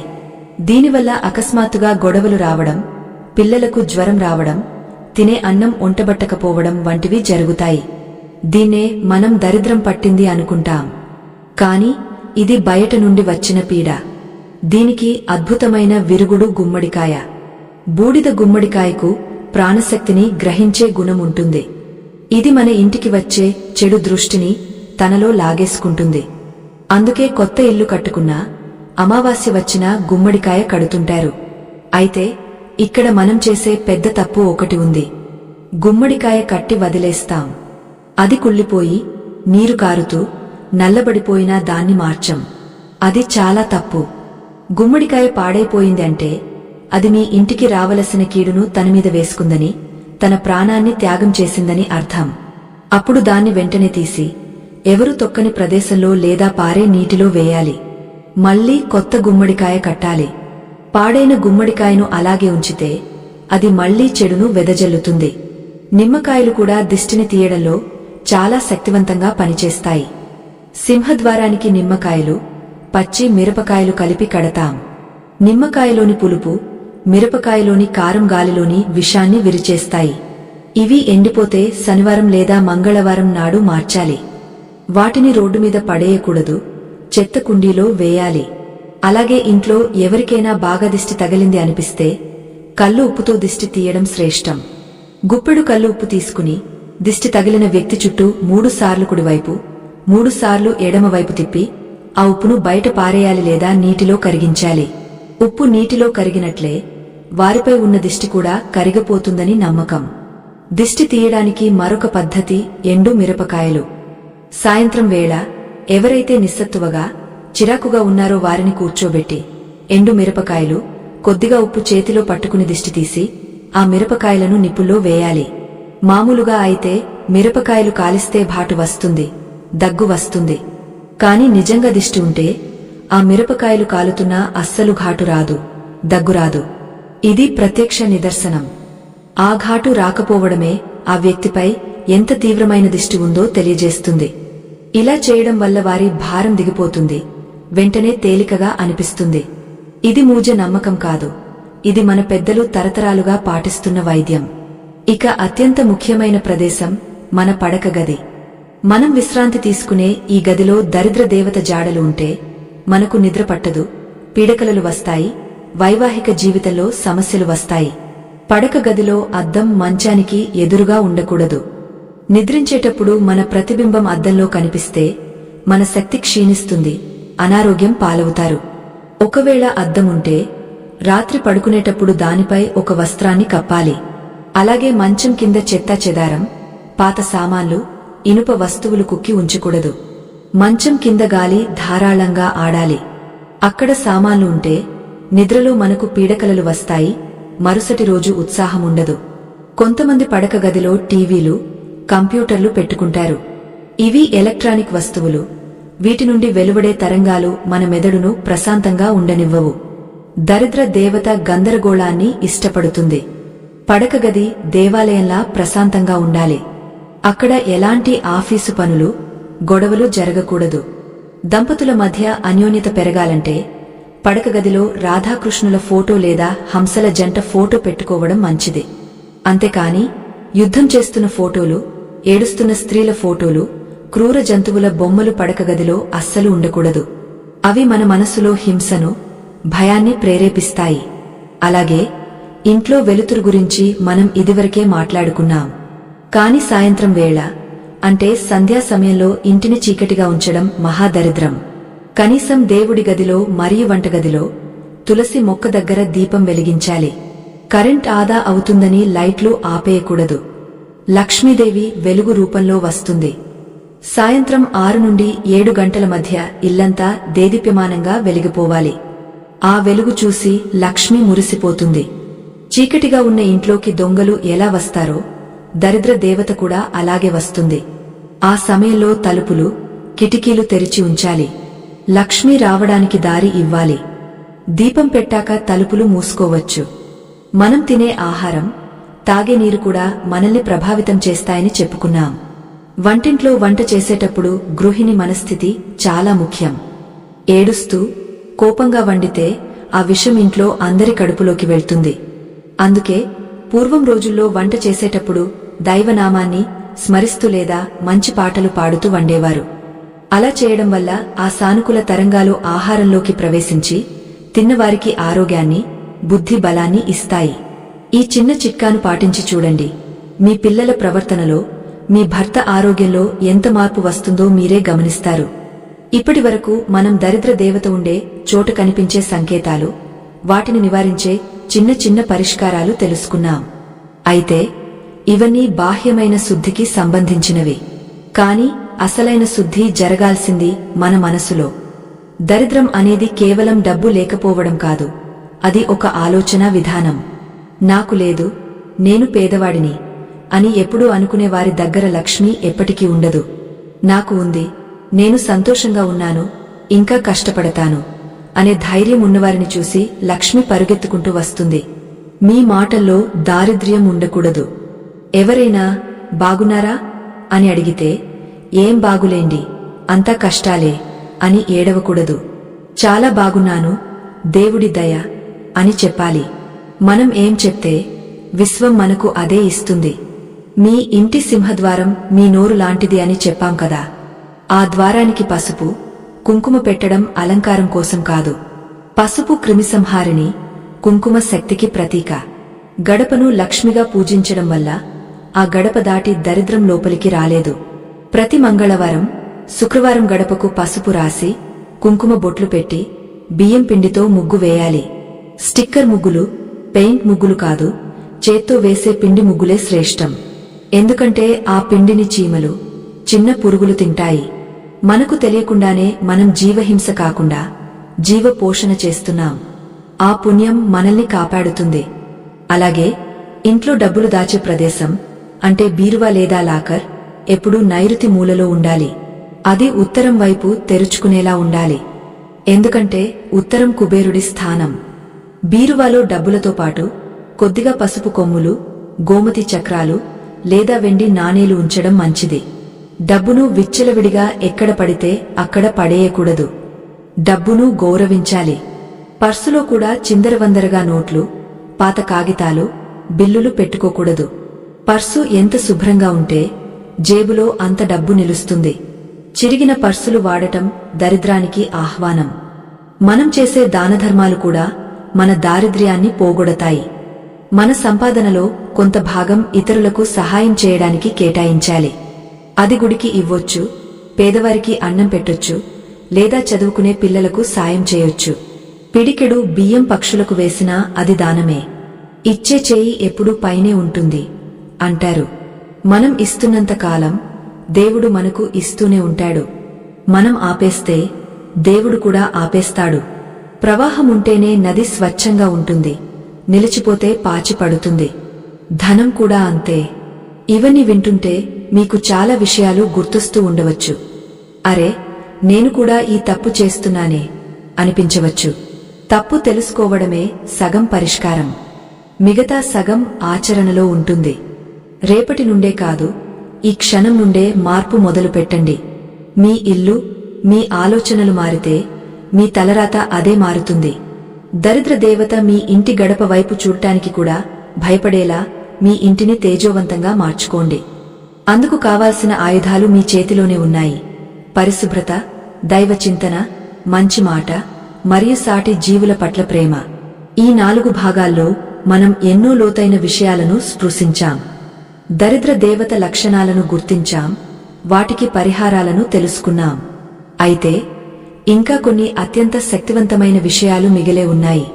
ముఖ్యంగా గడియారం మరియు క్యాలెండర్ మన కాలాన్ని ఎలా శాసిస్తాయి, పాత బట్టలను ఎలా వదిలించుకోవాలి, అలాగే మన జాతక రీత్యా వచ్చే దోషాలను ఇంటి వాస్తుతో ఎలా సరిచేసుకోవాలి, ఇంకా ముఖ్యంగా లక్ష్మీదేవిని శాశ్వతంగా మన ఇంట్లో కట్టిపడేసే ఆ ఒక్క రహస్యమైన పని ఏమిటి, ఆ పని చేస్తే ఇక జన్మలో దరిద్రం మీ దరిచేరదు.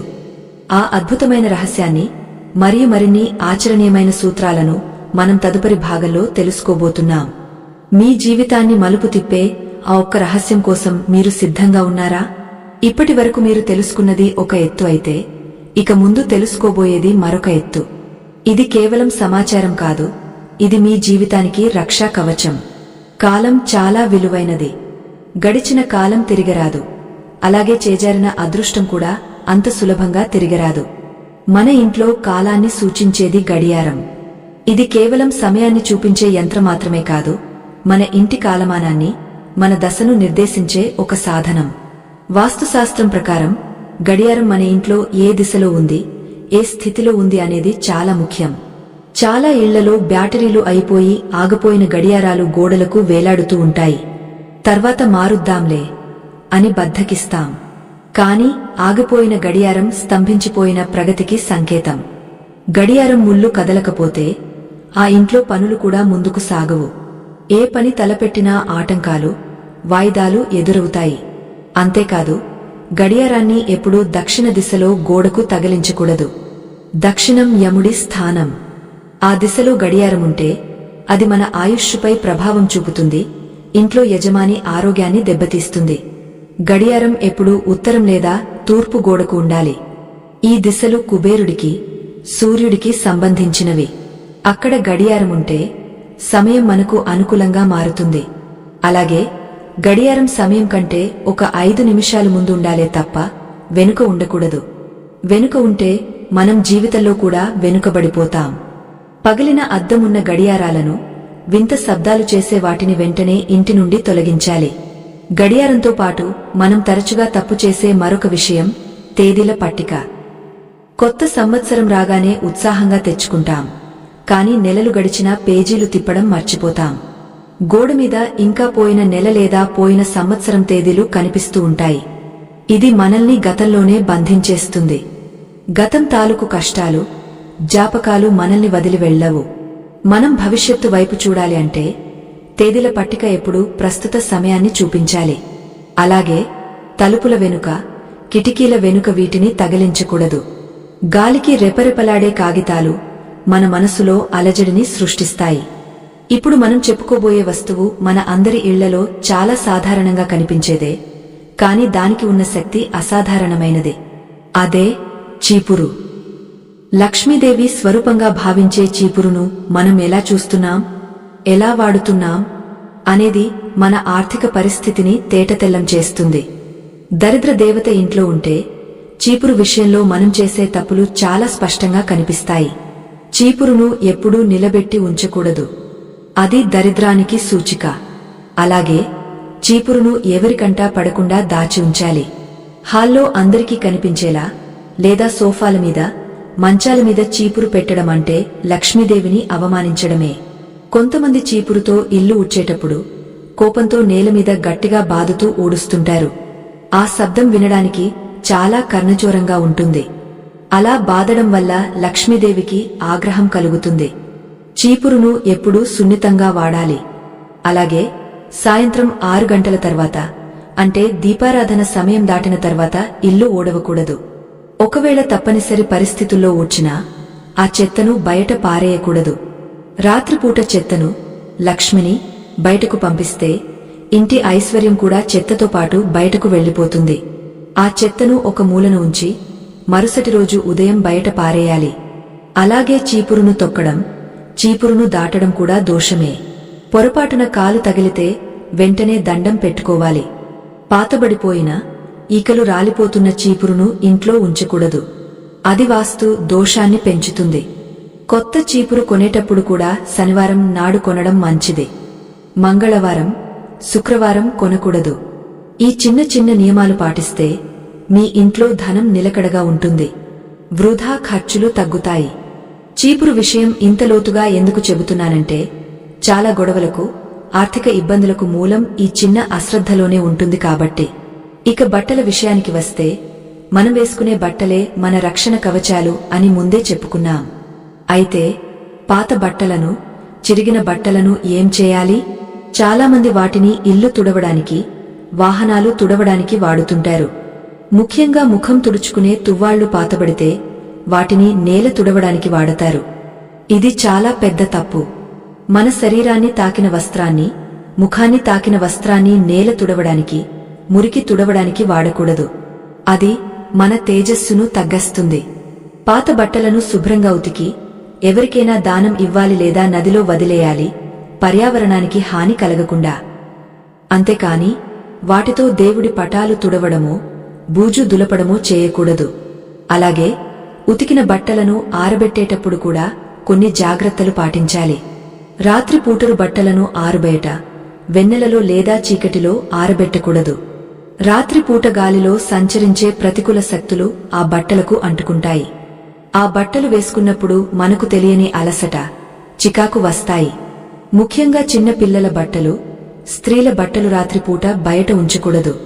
సూర్యాస్తమయానికి ముందే బట్టలు తీసి లోపల పెట్టుకోవాలి. ఒకవేళ మర్చిపోతే వాటిని తీసి ఒకసారి గట్టిగా విదిలించి పసుపు నీళ్లు చల్లి అప్పుడు ఇంట్లోకి తేవాలి. మన ఇంటి ప్రధాన ఆకర్షణ మరియు అత్యంత శక్తివంతమైన ప్రదేశం వంటగది. ఇక్కడ మనం చేసే ఒక చిన్న పొరపాటు మన జీవితాంతం దరిద్రాన్ని మోసేలా చేస్తుంది. అది ఏమిటంటే ఉప్పు జాడి. వంటగదిలో ఉప్పు ఎప్పుడూ నిండుగా ఉండాలి. ఉప్పు అయిపోవచ్చింది అనగానే కొత్త ప్యాకెట్ తెచ్చి నింపాలి. ఉప్పు లేదు అనే మాట వంటింట్లో వినపడకూడదు. ఉప్పు ఐశ్వర్యానికి ప్రతీక. ఉప్పు పాత్ర ఖాళీగా ఉంటే ధనపాత్ర కూడా ఖాళీ అవుతుంది. అలాగే ఉప్పును ఎప్పుడు పింగాణీ పాత్రలో లేదా గాజు సీసాలో మాత్రమే నిల్వ చేయాలి. స్టీల్ డబ్బాల్లో లేదా ప్లాస్టిక్ డబ్బాల్లో పోయకూడదు. ఉప్పుకు ఇనుముకు పడదు. అది తుప్పు పట్టి విషతుల్యం అవుతుంది. ఇంతటి విలువైన విషయాలను, మన జీవనశైలిని మార్చే రహస్యాలను పంచుకుంటున్న ఈ వీడియో మీకు నచ్చితే ఈ ప్రయత్నాన్ని మెచ్చుకుంటూ ఒక లైక్ చేయడం మర్చిపోకండి. మీ ప్రోత్సాహం మాకు ఎంతో అవసరం. అలాగే మీ ఇంట్లో ఇలాంటి చిన్న చిన్న మార్పులు చేసుకుని గొప్ప ఫలితాలను పొందాలని మనస్ఫూర్తిగా కోరుకుంటున్నాం. ఇక విషయంలోకి వెళ్తే, ఉప్పును ఎవరికైనా చేతికి ఇచ్చేటప్పుడు జాగ్రత్తగా ఉండాలి. చేతితో నేరుగా ఉప్పును, మిరపకాయలను, చింతపండును ఇతరుల చేతికి ఇవ్వకూడదు.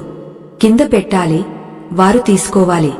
చేతి నుండి చేతికి ఇస్తే వారి మధ్య గొడవలు వస్తాయి, సంబంధాలు దెబ్బతింటాయి. వంటగదిలో అగ్ని ఎటువైపు ఉందనేది కూడా ముఖ్యం. తూర్పు వైపు తిరిగి వంట చేయడం శ్రేష్టం.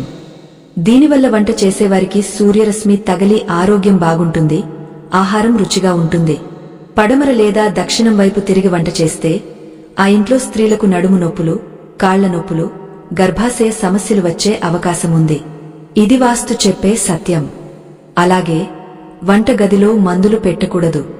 ఆహారం వండే చోట రోగానికి సంబంధించిన మందులు పెడితే ఆ మందుల ప్రభావం ఆహారంపై పడుతుంది.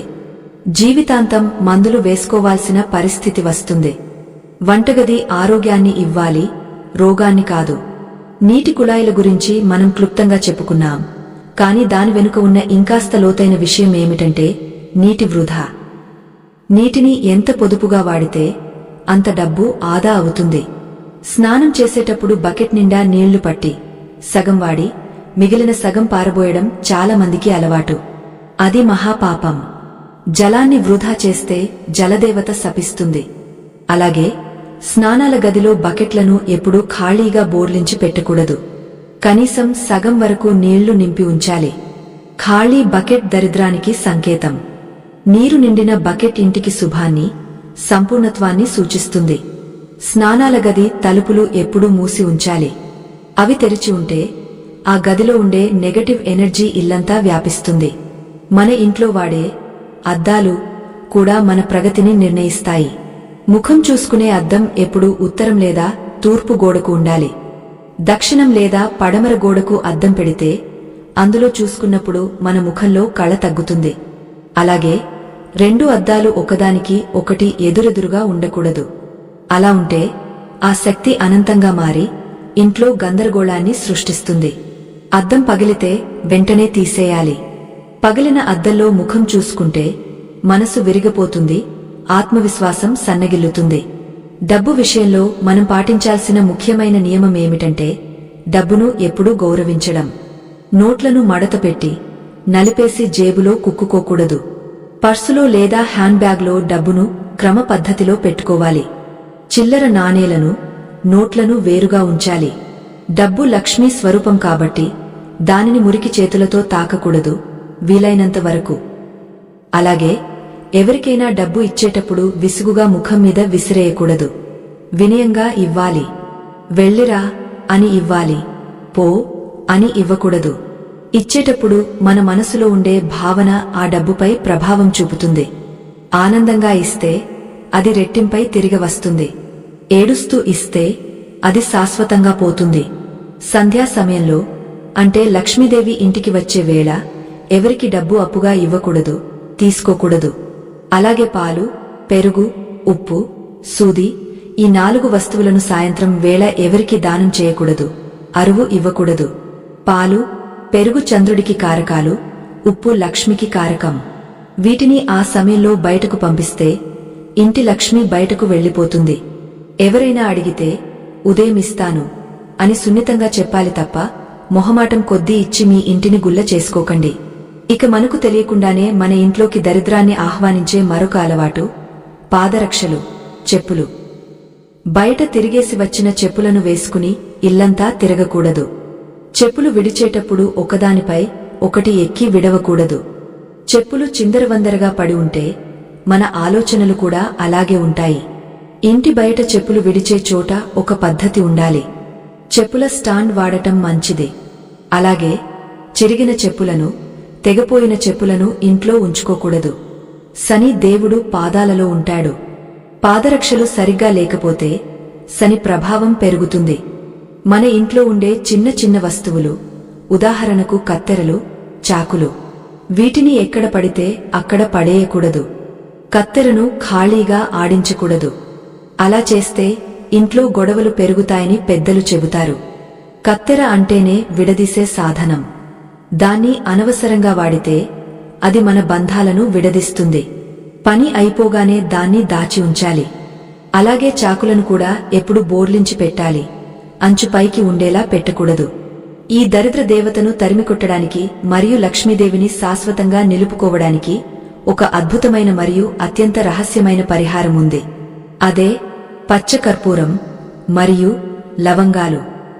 ఈ రెండింటి కలయిక అద్భుతాలను సృష్టిస్తుంది. మీ పూజగదిలో లేదా మీరు డబ్బులు దాచుకునే పెట్టెలో ఒక చిన్న ఎర్రటి వస్త్రంలో 2 పచ్చ కర్పూరం ముక్కలు, 2 లవంగాలు వేసి మూట కట్టిపెట్టండి. పచ్చ కర్పూరం సుగంధం ధనాన్ని ఆకర్షిస్తుంది. లవంగాలు ప్రతికూల శక్తిని అడ్డుకుంటాయి. ఈ మూటను ప్రతి 3 నెలలకు ఒకసారి మారుస్తూ ఉండండి. పాత దాన్ని నీటిలో వేయండి లేదా హారతి ఇచ్చేటప్పుడు కాల్చేయండి. ఇది ఉన్న చోట ధనానికి లోటు ఉండదు. అలాగే ప్రతిరోజు రాత్రి పడుకునే ముందు వంటగదిలో 2 లవంగాలు, 1 కర్పూర బిళ్ల వేసి చిన్న పాత్రలో వెలిగించండి. ఆ పొగ వంటగది అంతా వ్యాపించేలా చూడండి. దీనివల్ల అన్నపూర్ణాదేవి అనుగ్రహం కలుగుతుంది. ఇంట్లో ఎప్పుడూ ధాన్యానికి కొదవ ఉండదు. కుటుంబ సభ్యుల మధ్య ప్రేమ పెరుగుతుంది. ఇది చాలా చిన్న క్రియ, కానీ దీని ఫలితం మాత్రం అనంతం. చేసి చూడండి, నమ్మకం కలుగుతుంది. ఇంకొక ముఖ్యమైన విషయం, మన ఇంట్లో పూజగది, దేవుడి గదిని స్టోర్ రూమ్ లాగా మార్చకూడదు. అక్కడ కేవలం దేవుడి పటాలు, పూజ సామాగ్రి మాత్రమే ఉండాలి. అనవసరమైన కాగితాలు, పాత పుస్తకాలు, పెన్నులు అక్కడ పెట్టకూడదు. దేవుడి గది ఈశాన్యంలో ఉంటే చాలా మంచిది. అక్కడ ఎప్పుడూ చిన్న దీపం వెలుగుతూ ఉండాలి. దేవుడికి పెట్టే నైవేద్యం మనస్ఫూర్తిగా పెట్టాలి. ఎంత పెట్టామన్నది ముఖ్యం కాదు, ఎలా పెట్టామన్నది ముఖ్యం. చీమలకు పంచదార వేయడం కూడా నైవేద్యమే. పక్షులకు గింజలు వేయడం కూడా పూజతో సమానమే. ఇప్పుడు మనం చాలా కీలకమైన దశకు చేరుకున్నాం. ఇవన్నీ ఒక ఎత్తు అయితే అసలైన ఆధ్యాత్మిక రహస్యం మరొకటి ఉంది. దరిద్ర దేవత ఎందుకు వస్తుంది? అసలు ఆమెను శాశ్వతంగా ఎలా పంపించేయాలి? దానికి మన పురాణాలలో ఒక కథ ఉంది. జ్యేష్ఠదేవికి, దరిద్ర దేవతకు ఒక వరం ఉంది. ఆమె కొన్ని ప్రత్యేకమైన ప్రదేశాలలో మాత్రమే ప్రవేశించగలదు. ఆ ప్రదేశాలు ఏవి? ఆ ప్రదేశాలను మనం మన ఇంట్లో లేకుండా ఎలా చేసుకోవాలి? ఈ ఒక్క రహస్యం తెలిస్తే మీ ఇల్లు వైకుంఠంతో సమానం అవుతుంది. అలాగే ఈ దరిద్ర బాధల నుండి విముక్తి పొందడానికి మన పెద్దలు సూచించిన ఒకే ఒక్క మహామంత్రం లేదా జీవన సూత్రం ఉంది. అదే తృప్తి. కానీ ఆ తృప్తిని ఎలా పొందాలి? మనకున్న కష్టాల మధ్య సంతోషంగా ఎలా ఉండాలి? దీనికి ఒక శాస్త్రీయమైన పద్ధతి ఉంది. ఆ పద్ధతిని పాటిస్తే మీ మనసులో ఉన్న భారం మొత్తం దిగిపోతుంది. మీరు గాలిలో తేలుతున్నట్లుగా అనుభూతి చెందుతారు. ఆ అద్భుతమైన అనుభూతిని, ఆ చివరి మరియు అత్యంత ముఖ్యమైన ఘట్టాన్ని మనం చివరి భాగంలో తెలుసుకోబోతున్నాం. ఇది కేవలం ముగింపు కాదు, ఇది మీ కొత్త జీవితానికి ఆరంభం. ఆరంభాన్ని ఎంత గొప్పగా స్వాగతించాలో, అందుకు మనం ఎలా సిద్ధం కావాలో తదుపరి భాగంలో చూద్దాం. మీ ప్రయాణం విజయవంతం కావడానికి ఇదే సరైన సమయం. పురాణాల ప్రకారం సముద్ర మథనంలో లక్ష్మీదేవి కంటే ముందు పుట్టిన జ్యేష్ఠదేవి అంటే దరిద్ర దేవత సాక్షాత్తు శ్రీమన్నారాయణుడిని ఒక కోరిక కోరింది. ఓ స్వామీ, నా సోదరి లక్ష్మిని అందరూ ఆదరిస్తారు, పూజిస్తారు. మరి నా పరిస్థితి ఏమిటి? నేను ఎక్కడ ఉండాలి? నాకు ఆవాసం ఎక్కడా అని అడిగింది. అప్పుడు విష్ణుమూర్తి ఆమెకు కొన్ని ప్రత్యేకమైన స్థానాలను కేటాయించాడు. ఆ స్థానాలు ఎక్కడైతే ఉంటాయో అక్కడే ఆమె నివసించాలని ఆజ్ఞాపించాడు. ఆ మాటలే మన జీవితానికి మార్గదర్శకాలు. విష్ణువు చెప్పిన ఆ ప్రదేశాలు ఏవో తెలిస్తే మనం వాటిని మన ఇంట్లో లేకుండా చేసుకుంటే సరిపోతుంది కదా. అప్పుడు ఆమెకు మన ఇంట్లో ఉండటానికి అర్హత ఉండదు. ఆమె వెళ్లిపోక తప్పదు. ఆ భగవంతుడు చెప్పిన మాటల ప్రకారం ఎక్కడైతే నిత్యం అసత్యం అంటే అబద్ధాలు రాజ్యమేలుతాయో అక్కడ జ్యేష్ఠదేవి ఉంటుంది. భార్యాభర్తలు ఒకరికొకరు అబద్ధాలు చెప్పుకోవడం, వ్యాపారంలో మోసం చేయడం, నమ్మిన వారిని వంచడం, ఇలాంటి లక్షణాలు ఉన్న ఇల్లు ఆమెకు ఇష్టమైన విడిది గృహం. సత్యం పలికే చోట ధర్మం ఉంటుంది, ధర్మమున్న చోట లక్ష్మి ఉంటుంది. కాని అబద్ధమున్న చోట భయం ఉంటుంది. ఆ భయమే దరిద్రం. కాబట్టి ఎంత కష్టమైనా సరే నిజాయితీగా ఉండటానికి ప్రయత్నించండి. నిజాయితీ అనే దీపం ముందు చీకటి అనే దరిద్రం నిలవలేదు. అలాగే ఎక్కడైతే గురువులను, వృద్ధులను, తల్లిదండ్రులని అవమానిస్తారో ఆ ఇంట్లో నేను శాశ్వతంగా ఉంటాను అని జ్యేష్ఠదేవి వరం పొందింది. తల్లిదండ్రుల కన్నీరు ఏ ఇంటి నేలమీద పడుతుందో ఆ ఇల్లు ఎన్ని అంతస్తుల మేడ అయినా సరే అది కూలిపోవడానికి సిద్ధంగా ఉన్నట్లే. పెద్దల ఆశీర్వాదం మనకు శ్రీరామరక్ష. వారిని నిర్లక్ష్యం చేసి మనం ఎంత సంపాదించినా అది వృధానే. దరిద్రాన్ని తరిమికొట్టాలంటే ముందు ఈ ఇంట్లో ఉన్న పెద్దవారి ముఖంలో చిరునవ్వు ఉండేలా చూసుకోండి. వారి పాదాలకు నమస్కరించి రోజును ప్రారంభించండి. ఆ ఒక్క పని మీ తలరాతను మారుస్తుంది. మరొక ముఖ్యమైన ప్రదేశం ఎక్కడైతే పరాయి స్త్రీలను లేదా పరాయి పురుషులను కామదృష్టితో చూస్తారో, వారి పట్ల అసభ్యంగా ప్రవర్తిస్తారో అక్కడ జ్యేష్ఠదేవి తిష్టవేస్తుంది. శీలమే సిరిసంపద. ప్రవర్తన సరిగా లేని మనిషి జేబులో డబ్బు ఉన్నా మనసులో మాత్రం దరిద్రమే ఉంటుంది. ఈ విషయాన్ని మనం చాలా గట్టిగా గుర్తుంచుకోవాలి. మన నడవడిక బాగుంటే సమాజం మనల్ని గౌరవిస్తుంది. ఆ గౌరవమే అసలైన ఐశ్వర్యం. చెడు వ్యసనాలకు, జూదానికి, మద్యానికి బానిసలైన వారి ఇళ్లలో లక్ష్మీదేవి ఎందుకు ఉండదంటే అక్కడ విచక్షణ ఉండదు కాబట్టి. విచక్షణ లేని చోట వినాశనం తప్పదు. ఇంతటి విలువైన విషయాలను, మన జీవన గమనాన్ని మార్చే రహస్యాలను మీతో పంచుకోవడం మాకు ఎంతో సంతోషాన్ని ఇస్తోంది. ఈ ప్రయత్నం మీకు నిజంగా నచ్చితే ఈ వీడియోను లైక్ చేయడం ద్వారా మీ ప్రేమను తెలియజేయండి. అలాగే మా కుటుంబంలో సభ్యులుగా చేరడానికి అంటే సబ్స్క్రైబ్ చేసుకోవడానికి ఇదే సరైన సమయం. మీ మద్దతు మాకు కొండంత బలం. ఇక మన ప్రయాణంలో చివరి అంకానికి అంటే ఆ అద్భుతమైన మహామంత్రం దగ్గరికి వద్దాం. ఇది మంత్రం అంటే ఏదో సంస్కృత శ్లోకం కాదు. ఇది ఒక మానసిక స్థితి. అదే తృప్తి మరియు కృతజ్ఞత.